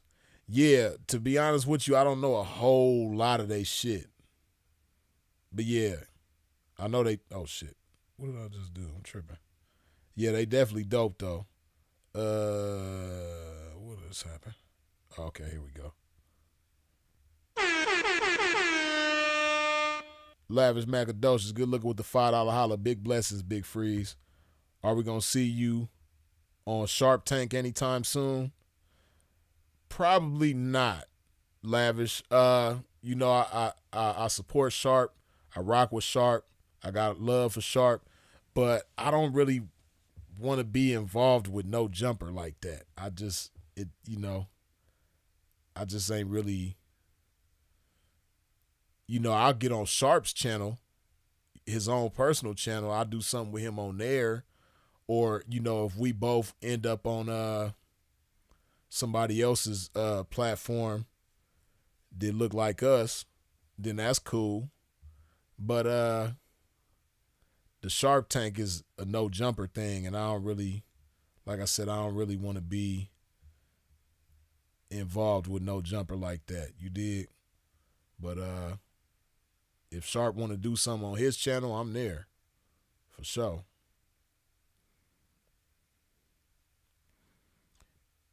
Oh yeah, G Twilight for sure. Jimmy Jam and Terry Lewis for sure. Legends. Yeah, D Gree, DJ Fresh for sure. You know what I mean? Definitely rock with DJ Fresh for sure. Oh, and another, even though he hot, but I don't think he's like a typical, well, in certain circles in hip hop he is. But for sure, one of my favorite producers, Cardo. You did? Cardo is raw. Yeah, Cardo is raw. And I'm not like a No Jumper hater. I'm not anti No Jumper. I don't really rock with Vlad, of course, y'all know that, but I just don't want to get involved with that. You dig? I'd rather not get mixed up in that. Yeah, Warren G for sure.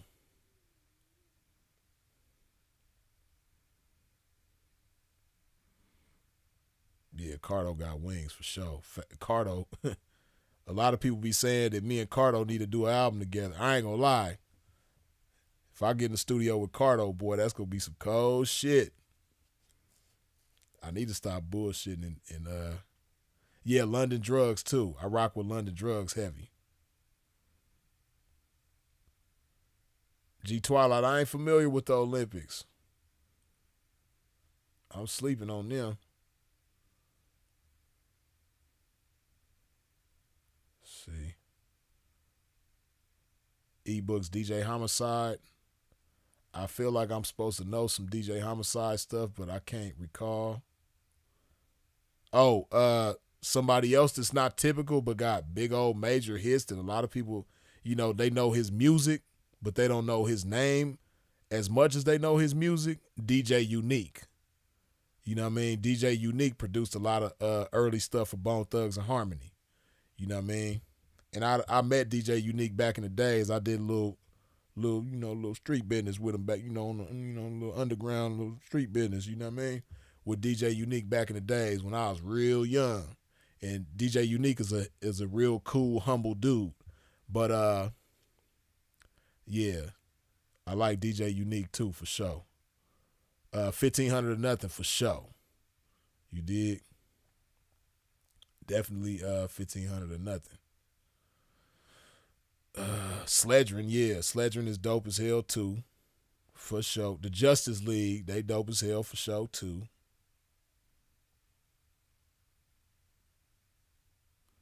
The Neptunes, for sure. DJ Homicide from Pasadena. Okay, who he done worked with, ebooks? Like I said, I feel like I'm supposed to know who DJ Homicide is, but I can't put no music with it for some reason right now.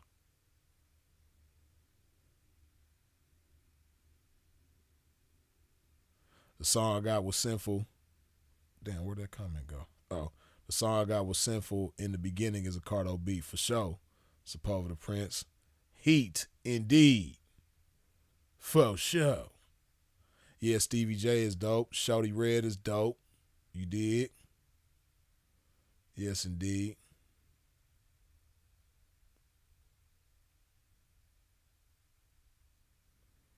Zaytoven. Yeah, Zaytoven is very talented. Ryan Leslie, dope as hell. You know what I mean? Another person who don't really get a lot of credit like that, Ryan Leslie. Very talented. Like, Ryan Leslie's extremely talented.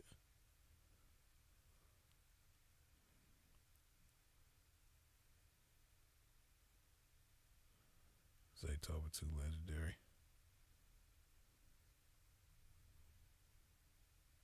You heard that High Whitey, Drake the top dog, said he made K-Dot turn K-pop. Ooh. See, they was saying that was some AI stuff. And see, that's what's messed up with today's times, man. See, I don't know if I heard the right version of that High Whitney. I don't know if I heard, but what I heard, of course, it sounded like Drake's voice, but it don't sound like Drake's flow. It don't sound like his flow or his delivery. It sound like somebody else. You did. But, oh yeah, Ninth Wonder. How could I forget? Yeah, Ninth Wonder for sure. Ryan Leslie or Pharrell? I don't know, man. That's cold. Ryan Leslie or Pharrell? I don't know. That's a tough one, man. If we was on Drink Champs, man, I might have to take a shot on that one. I don't know. Kayla Moore say, love y'all whoever more than I did. If you were here. Same reason I was. Shout out to Freeze in this game. For sure, Kayla Ward, good looking. As far as the youngsters, June on the Beat from Mozzie's camp till he disappeared. Yeah, June on the Beat is dope. Yeah, I rock with June on the Beat. June on the Beat inspired a lot of people too. They kind of like, a lot of people got June on the Beat in their DNA. Reaching all the way back with this one, Quincy Jones. For sure. Yeah, Quincy Jones dope. And QD3, his son. QD3 is dope too. I'm older, but I'm going to say Marley Marl. Yeah, Marley Marl for sure. Laugh out loud. No one probably don't even know him. Antone, you know I know who Marley Marl is, yeah. You know. I rock with Marley Marl. Juice Crew in effect, you dig. A lot of people ain't even hip to a lot of the Juice Crew stuff, man. Shout out to Biz Marquee, MC Shan, Big Daddy Kane, Cool G Rap, Master Ace, Craig G. What you know about the Juice Crew, man? They ain't knowing. Yeah, W1, I already said Eric Sermon. He was one of the first ones I said. Eric Sermon, one of my favorites for sure.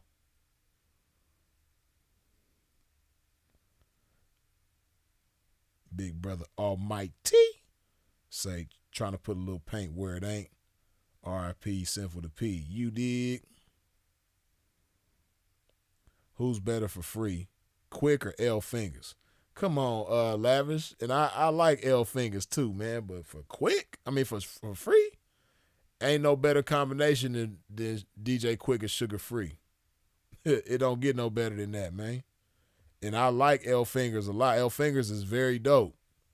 But for free, man, can't nobody match Quick or compare to Quick or even come close to Quick when it comes to sugar free. Bud Beats is good at, and Bud, that's my partner, my personal partner. Shout out to BUD, man. Heroic Sound, you dig? Yeah, Bud is my guy.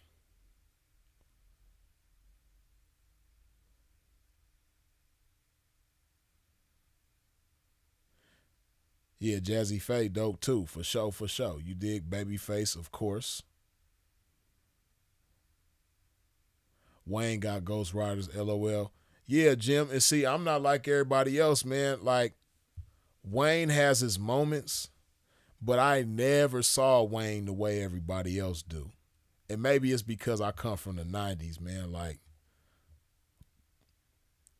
Wayne is dope, but I just never seen him the way everybody else do. He's dope. He's very dope. But I just ain't never seen him the way everybody else do. And then, like you say, he got Ghost Riders, man. Or he has had Ghost Riders. So I can't see him like that. I just gotta call a spade, man.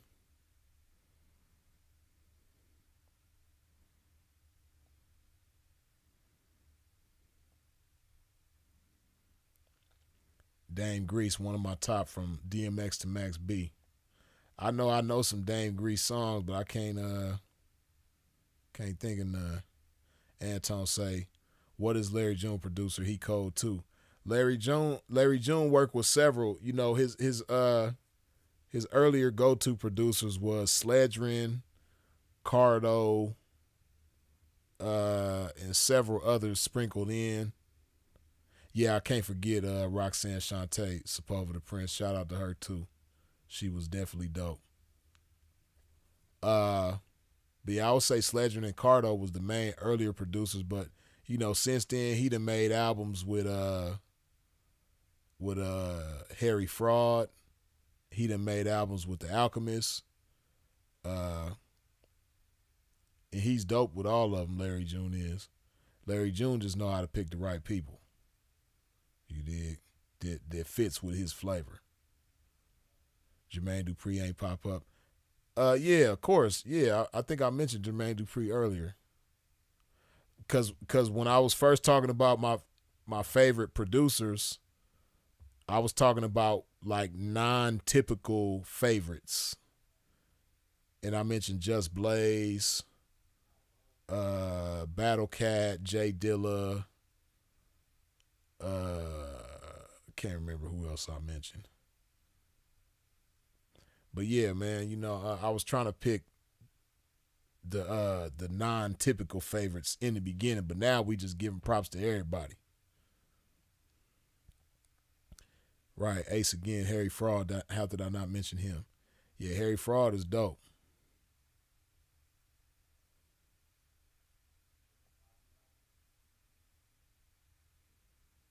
Who was making the beats for them SOB RBE guys?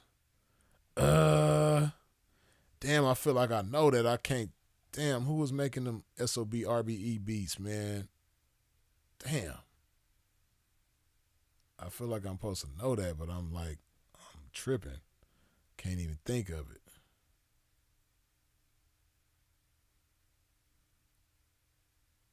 it. Kevon Trotter say Free's favorite rapper is Dylan, and Dylon. You stupid as hell for that. Hey, it's crazy, man, because I saw an interview with Dylon where he was like damn near ready to cry, man, talking about how that ruined his career, that Dave Chappelle skit. But if it ruined his career, he just let it. Better West Coast singer, Butch Cassidy or Nate Dogg? eBooks, that's a good one right there. But see, you know, I love Butch Cassidy. I would like to do some songs with Butch Cassidy even still right now. And you know, they both from the city, from Long Beach, right? Shout out Butch Cassidy, and you know, long live Nate Dogg. Legendary, right? But Nate is just in a league of his own. Nate is cold. You know what I mean? But I rock with Butch Cassidy too. You know what I mean? I ain't even gonna compare them two. Nate is in a league of his own. Butch Cassidy just didn't get the looks.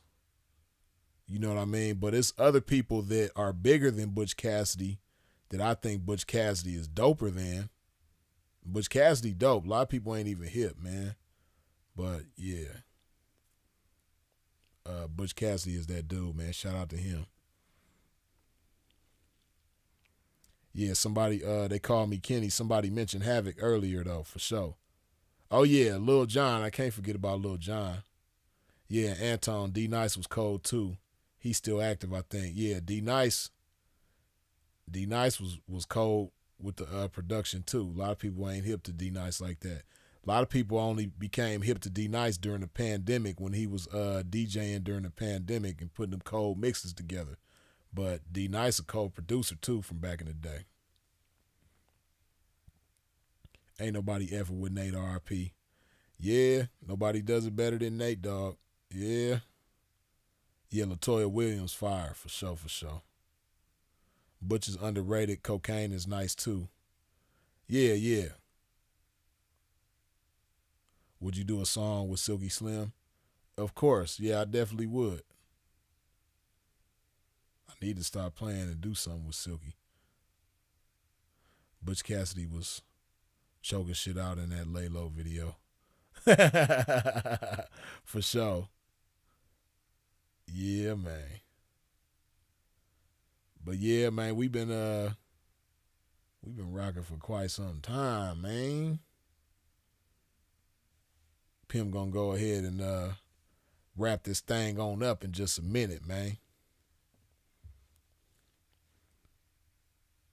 We gonna chop it a little bit longer before we wrap it up.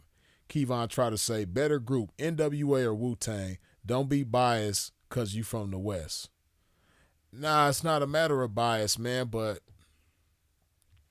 NWA is just, man. See, the impact that NWA made, man, you just cannot compare that. Nothing compares to the impact that NWA made, man. And then, like NWA, like the mastermind group of talent that went into NWA, you can't match that, man. Like, see, because NWA is more to it than just, the 5 main members. But, you got to think about a DOC who was writing some of Eazy's rhymes. Then you have a Dr. Dre and a DJ Yella producing. Then they got different live instruments being played by different musicians. You know what I mean? They got live bass players coming in, live guitar players coming in, Dr. Dre playing the piano live, like that's straight out of Compton, man. It's just, it's ridiculous. You dig? And yeah, I just, like, for me, don't nobody compare to NWA, man. And I love Wu-Tang. Like, I was still a diehard Wu-Tang fan, but when I was growing up, like, Wu-Tang was my shit. I was like a real backpacker for real when I was coming up. So, yeah, I love Wu-Tang, man. But, so I ain't just being biased. Like you just seen earlier, somebody asked me who do I like better between Kendrick and Nas, and I had to go with Nas. And Nas is from the East Coast, and Kendrick from the West, like me. But yeah, just like can't nobody compare to Nas, man. Can't nobody compare to NWA. Like, NWA is just that's that group for me. Like, can't nobody when you, like I said, when you, not just they talent and everything that went into it. Cause see, that's what made Death Row so great. Like, the stuff that Dr. Dre took with him from NWA and brought to death row. That's what like he just knew what to do. You know what I mean? He knew just having like so much talent around is what made NWA so great. So that's what made Death Row so great. You know, just having a whole bunch of musicians around, a whole bunch of producers around, a whole bunch of writers around, a whole bunch of rappers and artists around, and all this different creative input and feedback. And don't get me wrong, Wu-Tang is like that too, but it just, man, NWA is just NWA. That's all it is. You dig? Amazing Game says, thank you for giving Sinful an amazing funeral. Hate he's not here. Hey, man, I appreciate that, Amazing Game, for sure. Yeah, and you like me, we all hate that he's not here for sure, but we going to continue to honor him and keep his name lit like a bick. You dig? Yeah, man. And he's still here. He's still here in spirit and through all the content and game that he left behind. You dig? Top 3 rap beef songs in order, Freeze. Top 3 rap beef songs. Top 3 rap beef songs. Let's see. Top 3 rap beef songs.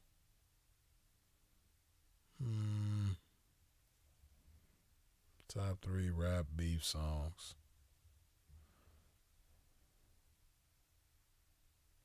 Trying to think of top 3. My top 2 for sure. Top 2. Trying to think of what's number 2 and what's number 1.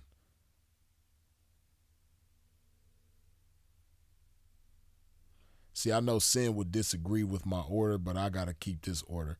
So my number 2 top rap diss song would be DJ Quick, Dollars and Cents. My number 1 favorite rap diss song would be No Vaseline from Ice Cube. Now, Sinful would switch it around. If you was to ask Sinful, he would say Dollars and Cents is number 1, and No Vaseline would probably be number 2 for him, or he might choose something else other than that. But Sinful's favorite rap diss song was Dollars and Cents, and I perfectly understand why. But me, I gotta go number 1, No Vaseline. Number 2, Dollars and Cents. Number 3, let's see, number 3, man. It's tough because it's some good ones out there. Damn,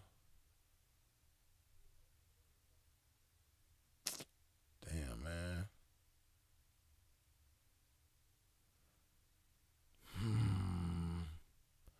Number 3, I'd have to say The Bridge Is Over. Boogie Down Productions. Yeah, that's my top 3 favorite diss songs. Number 3, The Bridge Is Over, Boogie Down Productions. Number 2, DJ Quick, Dollars and Cents. Number 1, Ice Cube, No Vaseline. Yeah, I'm gonna go with that. It's my top 3. Yeah, I was gonna pick The Takeover, man. See, I'm a little different, G Twilight. I was diehard Jay-Z, man. So in that battle, I chose Takeover over Ether. That was for me. That was me personally. So yeah, but that's my top 3 though. I gotta go with The Bridge Is Over. You know what I mean? Cause see, like, you know, I was a little kid. I was a very, very young kid when The Bridge Is Over came out. But I remember them days. I was like so young, but I remember. I think I was like 5 or 6 years old when that song came out. I was real young. Yeah, I was like, I had to be like 5 or 6 years old, something like that, when The Bridge Is Over came out. But I just remember, you know what I mean, how cold that shit was. And then, You know, of course, I was still a little kid, but I was a little older when No Vaseline came out, and that shit, man, that shit, boy, it was never nothing like that. See, when No Vaseline came out, like, of course, okay, so The Bridge Is Over, that kind of like took it to another level. See, like, okay, like, we gonna go in chronological order with disses in hip hop, right? Now, see, a lot of people don't give credit to Kumo D, but Kumo D, he really stepped it up. He kind of really set the tone for how to do a diss record against somebody, how to do a battle rap against somebody, right?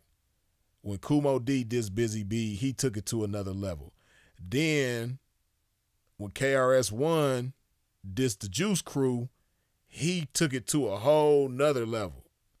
You know what I mean? He was mainly dissing MC Shan. Mainly was dissing MC Shan, but really he dissed the whole Juice Crew. That took it to a whole nother level. But boy, oh boy, when No Vaseline came out, man, had nobody never did no shit like that. And see, it was just different because, see, like, when Kumo D dissed Busy B, they wasn't homeboys that turned against each other, then he dissed them. When KRS-One dissed MC Shan and the Juice Crew, it wasn't like they started out as homeboys and then they turned against each other. See, Cube came from NWA, so he knew all the personal shit to say to diss they ass. You know what I mean? And they made the mistake. They was playing around. You know what I mean? Like, you can't play with no damn Ice Cube. It was coming with these little pity pat disses. You know what I mean? Talking shit about Ice Cube and making these little, I was speaking to your girl O'Shea. And it started with 5, but the 5th didn't make it. And what else did they say? Something Benedict Arnold. Like, man, you can't play with no damn Ice Cube like that. Like, boy, they regretted that shit because Cube came, boy, man, shit. It was different. It was different. Like, that whole No Vaseline shit, man, it wasn't never nothing out like that before because it was just so personal. And it's Ice Cube. Like, y'all got to understand, Cube was the hardest nigga back then. Like, and then he came, man, cold. Right. Okay, so Marty says, number 1, Against All Odds, good choice. Number 2, No Vaseline, good choice. Number 3, Ether, good choice. I can't be mad at none of those. You know what I mean? See, Against All Odds, that's a hard ass song, but to me that ain't even Pac's like hard as this song. And I know it ain't really fair. Hit 'Em Up because he got the Outlaws on Hit 'Em Up, so it's not really just a Tupac diss song. When We Ride on My Enemies, to me that's harder than Against All Odds. Against All Odds got a better beat than When We Ride on Our Enemies. But I don't know. I think When We Ride on Our Enemies is just hard. Like Pac, I think he came harder on that one. Just me. Right, Easy went hard on Real Mother effing G's. Yeah, he did. And when that beat drop, it's like Compton, and that shit just, yeah, that shit was hard. Hey, what about the GU Not movement? Jason killed them with 300 bars and running. Okay, G Twilight, so I'm gonna just give you some context from what was going on when that dropped, right? Okay, I was in prison when 300 bars and running came out, right? The whole GU Not shit, that whole beef, I was locked up. 300 bars and running, they was talking about it and shit, right? And on Saturday nights, DJ Green Lantern had his show that he would do Saturday nights. I want to say DJ Green Lantern used to come on at like 10 o'clock at night, right? By that time, it's lights out. So everybody in the bed by the time DJ Green Lantern come on. Man, we was up. We couldn't wait to hear that 300 bars and running. Because we was like, oh, shit, he got 300 bars. Man, we couldn't wait to hear that shit.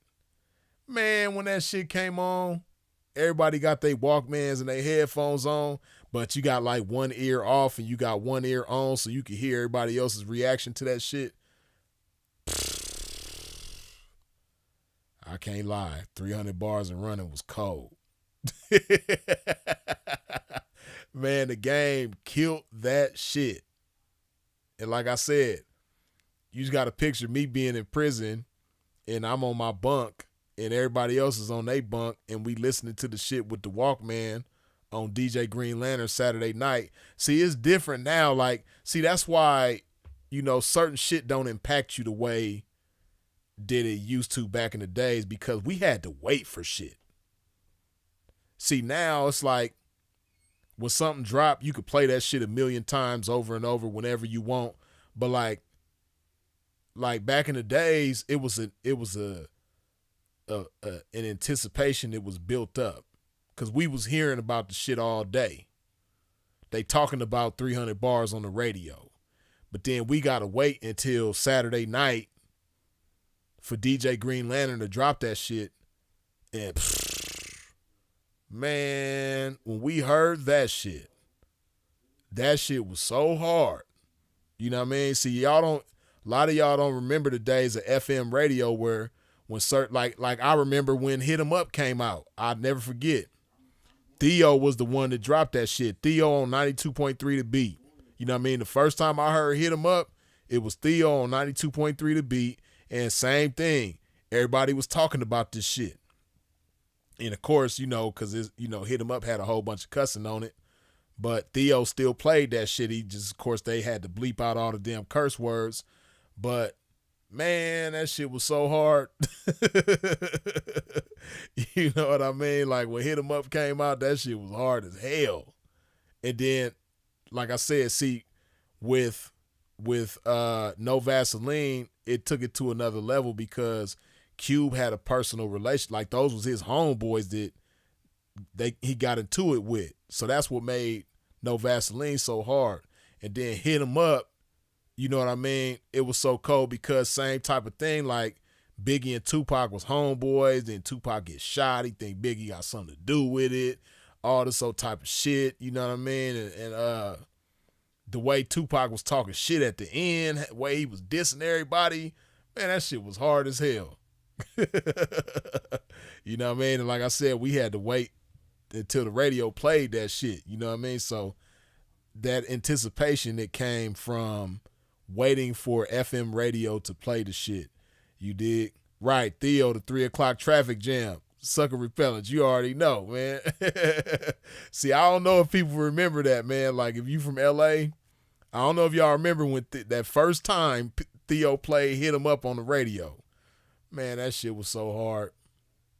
That shit was so hard. You dig? Those was the days. See, like I said, the anticipation is, and that's why shit don't hit the same nowadays because everything is on demand. Everything wasn't on demand back in the day like that. You didn't just hear shit on the radio and then you could just play that shit back again. No, you had to wait until they played it again. You know what I mean? Or you could record the shit. You know what I mean? If you got a cassette, put some tissue in the damn cassette. Y'all youngsters, y'all don't know nothing about that. But you had to put tissue at the top of the cassette and then put the cassette in the cassette player and record the shit off the radio.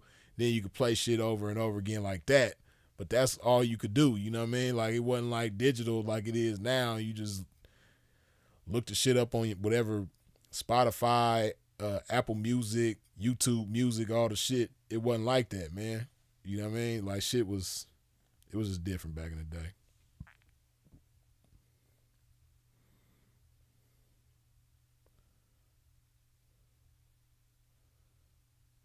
Dag N.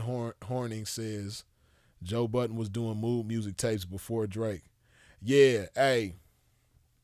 And Dag, see, it's stuff like that. Like, of course, Joe Budden, he's known as a podcaster.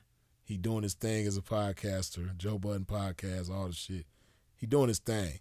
But man, people don't know how cold of a rapper Joe Budden was. Like, one of the coldest rap songs ever done was 10 Minutes by Joe Budden. On his first album, self-titled album, Joe Budden, he got a song called 10 Minutes. And the song is exactly 10 minutes long. And man, he spit so much cold shit on that thing. It was just such a real ass song. Like, that's one of my favorite songs, period. That Joe Budden 10 Minutes. Dope ass song. For sure, for sure.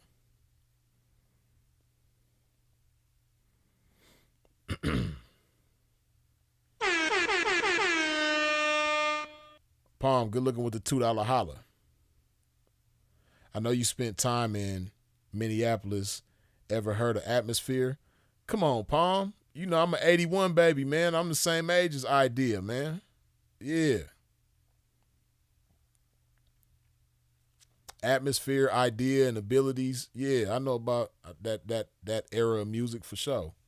Yeah. I mean, I knew I was familiar with Atmosphere before I even went to Minneapolis. But yeah, I'm hip to all of them. Rest in peace to Idea, man. Idea was cold. I used to love Idea. But Atmosphere for sure. Yeah.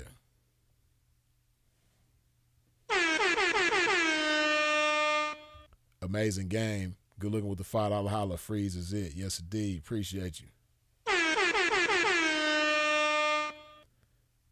Ebooks, good looking with the $2 holler.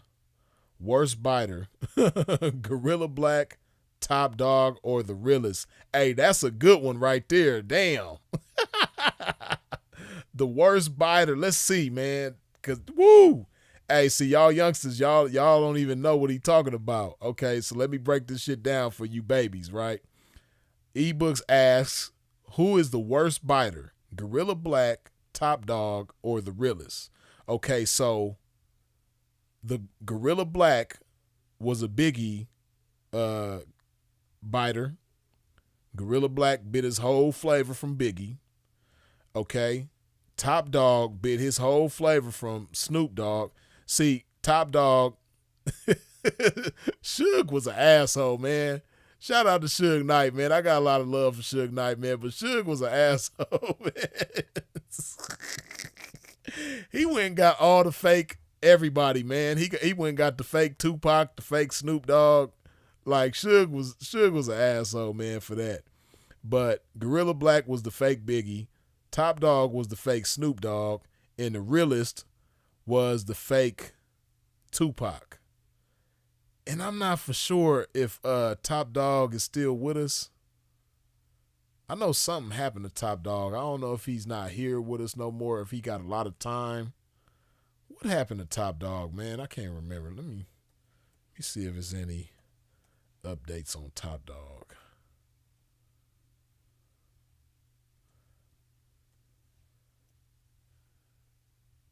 I know Top Dog was from Compton. He was from Village Town. Okay, Top Dog is still with us. Blessings. That's a good thing. But I don't know if he I think Top Dog like did a bunch of time or something. Something happened with Top Dog. I can't remember.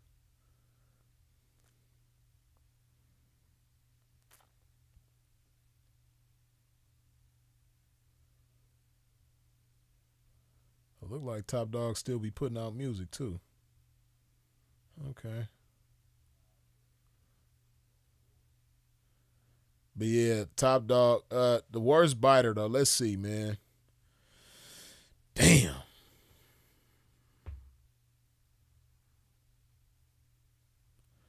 That's the coldest question of the week right there.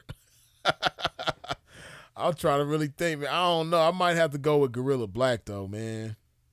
I might have to go with Gorilla Black. Because, see, yeah, I might have to go with Gorilla Black. Yeah, I'm going to go with Gorilla Black on that one. He just took Biggie's whole shit. And they all was some biters. But, yeah, they all was some cold biters, man.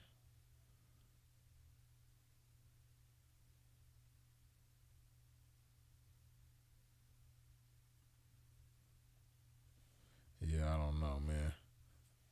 It's some unconfirmed things, unconfirmed speculation about Gorilla Black that I ain't gonna speak on, as far as his origins and stuff like that. And I remember I watched his interview with Vlad. That's how old it is, because I ain't watched the Vlad TV interview in like 4 years, maybe 5 years almost, something like that. I ain't watched the Vlad TV interview in a very long time. But throw Mace in there. Nah, Mace was dope. You know what I mean? I'm gonna put some respect on Mace's name. And he wasn't like really a biter. Like, Mace didn't just steal somebody's whole flavor like these guys did. Gorilla Black, Top Dog, and The Realest. They just like stole somebody's whole shit.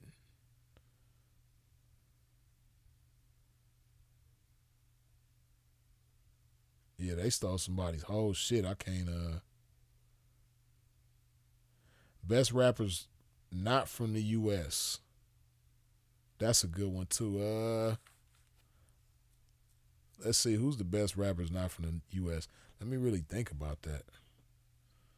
Man. Best rappers not really from the US. When you say not from the US, you mean like didn't even grow up here? Like, it can't be somebody who was born here but born somewhere else but raised here? Mm-hmm.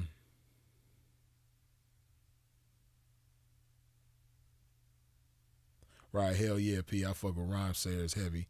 R.I.P. Idea.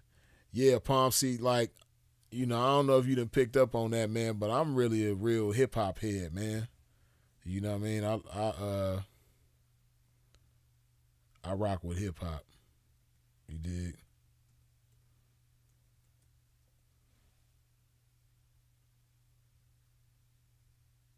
Yeah, I rock with hip hop, man.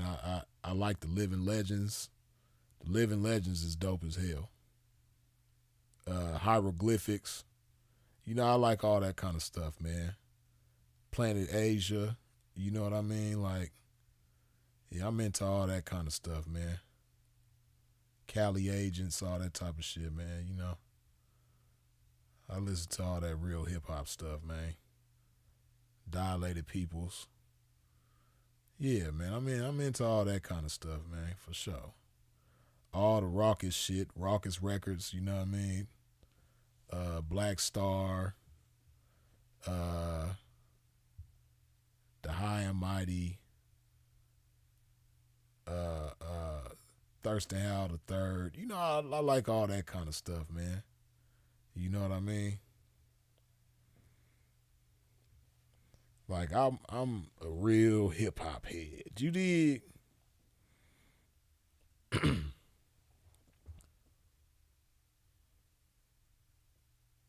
Shine is another alleged biter. I don't agree, but I see the comparison. Yeah, see, Shine,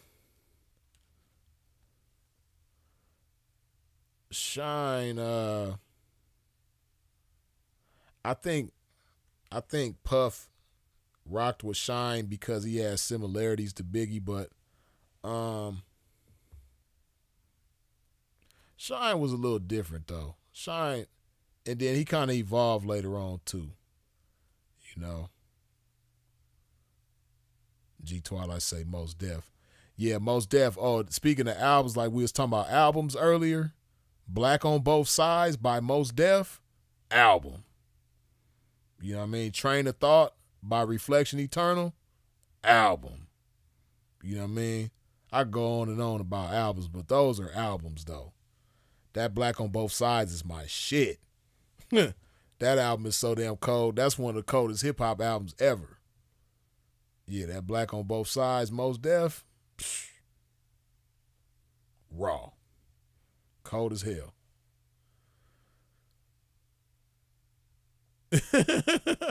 Right, ebooks say that Cinderfella take the cake for worst biters sound like Snoop, but with a slower flow. Yeah, it was so crazy, ebooks. See, people don't understand like the beef between like Death Row versus Snoop Dogg, Dr. Dre, and all that. Like, Suge was an asshole. See, this is why you don't share your ideas with everybody, right? Because Dr. Dre revealed to the public that he was planning on putting an album out called The Chronic 2000. See, y'all heard The Chronic 2001, but the reason why he called it The Chronic 2001 is because Suge Knight, Suge was an asshole, man. Suge put out The Chronic 2000 Still Smoking. That's what originally Dre's album was supposed to be called, exactly that. The Chronic 2000 Still Smoking. But before he could put that out, Suge Knight hurried up, put the album together called Chronic 2000 Still Smoking. And it was so cold because Snoop Dogg remade Cinderfella, which originally was a song made by Dana Dane.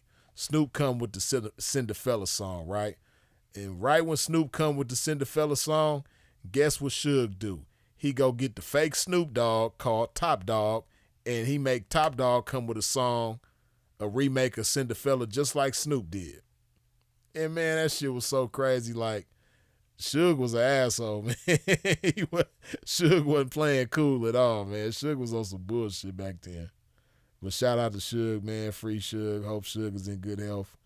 Hopefully he in there taking better care of himself.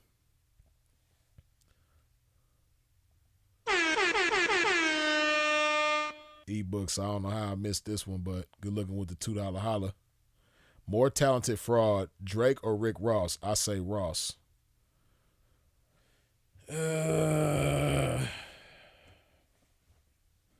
Talented.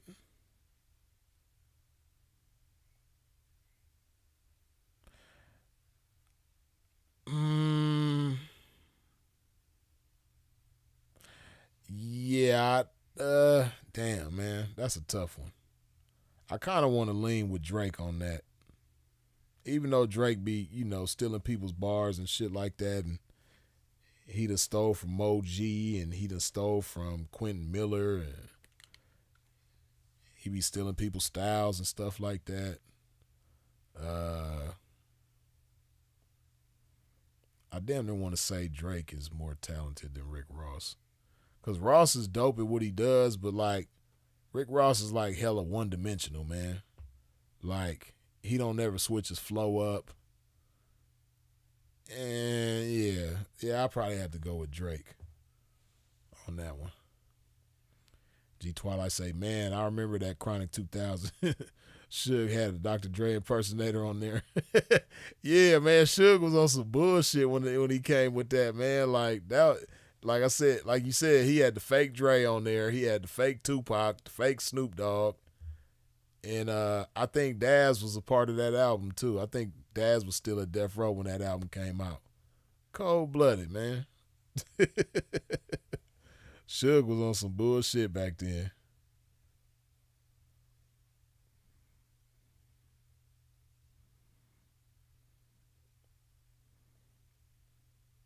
You are a hip-hop head, Freeze. Well, how do you feel about it being said that Puerto Ricans created hip-hop and that hip-hop came from Puerto Rican music? I don't agree with that. No. Now, I will say that, Puerto Ricans were instrumental in hip-hop early on because, hip-hop started in the South Bronx. And the South Bronx is heavily populated with Puerto Ricans. So a lot of the early DJs was Puerto Rican, a lot of the early graffiti. Because, see, when you say hip-hop, you got to talk about all the elements of hip-hop, man. A lot of times people think of hip-hop, they just think about beats and rhymes. But hip-hop is the DJ, the MC, the graffiti artist, the b-boy, and the beatboxer. You know what I mean? It's five. A lot of people forget the fifth element of hip hop which is the beatboxer, but it's 5 elements to hip hop, right? So, and the elements are not just musical, right? Because graffiti is a part of hip hop and it's not necessarily musical, right? But yeah, early on when it comes to the graffiti, the DJing, the MCing, the beatboying, the beatboxing, yeah, I know Puerto Ricans was there, you dig, but to say that it came from them and they started it, nah. And then another thing too, though, but you know, it's still black though, because Puerto Ricans is still black, even though a lot of them don't like to acknowledge that. But man, y'all niggas too. Shit. Y'all just not American niggas, but y'all black just like us. You know what I mean? So, yeah.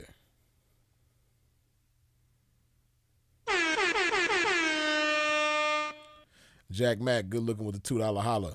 What you think about Q-Tip as a producer? Q-Tip is a very dope producer. A lot of people don't keep that in mind or acknowledge that, but yeah, Q-Tip dope. Q-Tip hard as hell, man. Q-Tip had a hand in that Illmatic. You dig? One of the coldest hip-hop albums ever created. Ace again says, Mode, I believe only Fat Joe said that, and I believe he took it back. No. Fat Joe took it back, huh? Ace again, no, that dumb shit has taken off. YouTube research it. Has taken off. YouTube research it.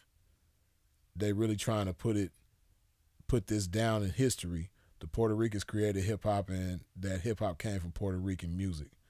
Nah. I don't know who's saying that, but they tripping. Right, like Palm say, Puerto Ricans is niggas who speak Spanish. Man, for real though. You know what I mean? And they got like soft, you know, some of them, not all of them. Some of them got like soft curly hair and shit like that. You know what I mean? But some of them hair nappier than mine, you dig? And some of them is darker than me too, man. Yeah, the Puerto Ricans, they Negroes just like us, man. But, yeah. Nah. Did they create hip hop? Hell no. No. Where's the music? Where's the footprints at? You know what I mean? Somebody show that. Did they show that? Did they show you how, you know, it came? You know, where it came from and all that type of shit? Nah. I and then why they wait like 50 years to say this shit? Whoever said that? Why you wait 50 years to say this shit? How come wasn't nobody saying that at the beginning? How come wasn't nobody saying that when hip-hop was 10 years old, 15 years old, 20 years old, 25 years old, 30 years old, 35 years old, 40 years old, 45 years old? How come nobody was saying that about hip-hop then? How come y'all wait till 50 years of hip-hop to say that, yeah, man, it came from Puerto Rican music, man? No, stop it. Stop it. That's the problem with, you know, people don't like to leave well enough alone. People always want to tweak history and rewrite history and add to history and all that type of shit, man. History is history. A lot of people don't like history, so they be trying to change shit around, man. Leave it alone. Leave it the way it is, man. History is history, man. If you don't like it, hey, take it up with God.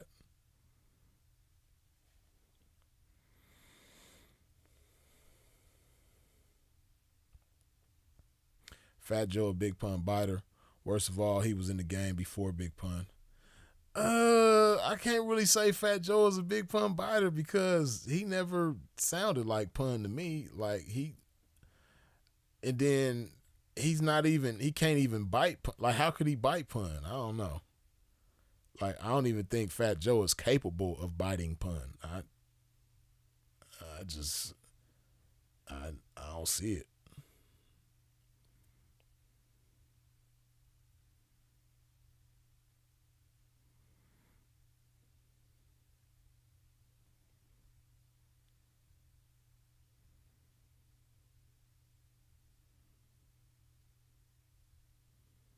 When NWA was getting backlash, no ethnic groups claims hip hop besides black folks. Stop it.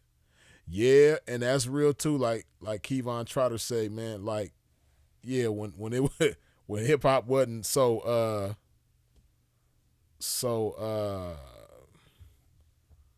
when it wasn't like a pleasant thing to represent hip hop, they wasn't doing that then. Cause see, that's what people don't understand. Like in the early days of hip hop, they predicted hip hop wouldn't last long. They thought hip hop was gonna die young. You know what I mean? Nobody imagined that hip hop would not only have longevity, but end up being the biggest music genre in the world. Nobody imagined that. Nobody imagined the influence of hip hop.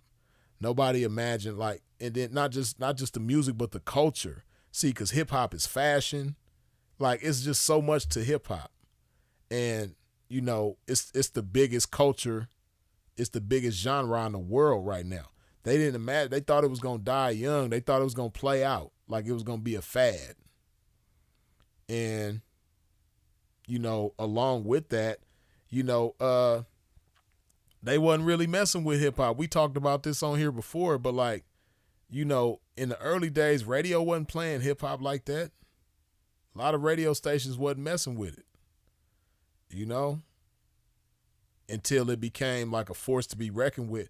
See, this one they really start giving hip hop more of a chance. Like when certain stuff was Too Short.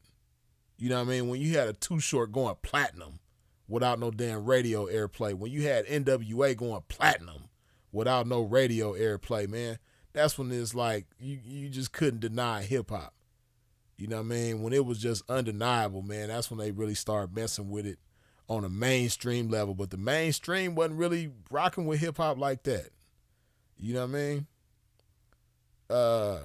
Run DMC and LL and the Beastie Boys, they kind of opened the door, but they still wasn't rocking with it like that. You know what I mean? So yeah, back in them days, man, Puerto Ricans wasn't trying to say they started hip hop or did it came from Puerto Rican music and all. Nah. They try to rewrite history for the people who wasn't there. You know what I mean? But even though I was a baby, a little tiny baby, you know what I mean? I was there, in the early days, the transitional days of hip hop. You know what I mean? I remember when hip hop wasn't heavily played on the radio like that. So yeah, man. But we gonna go ahead and wrap this thing on up, man. If you ain't wiped your feet off at the door when you stepped into a pimp's domain, please do so now. What I mean by that, hit that like button. While I hydrate my game. One more time on the way out.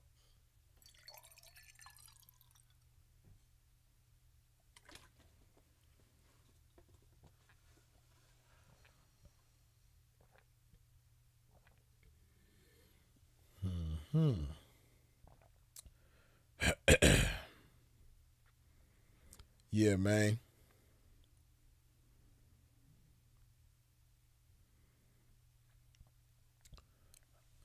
All right, man. We're going to wrap this thing on up.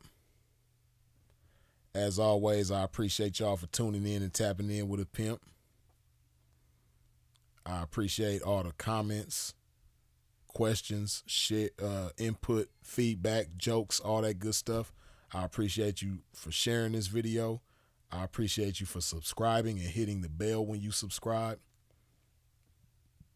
I appreciate all the super chats, the cash apps, the PayPals. I appreciate your support in every which way that you come with it, man. Y'all already know who it is and what it is. Freeze is it. If you're out in traffic moving around, please do so in a safe fashion. And as always, long live the incomparable Sinful to P. We out.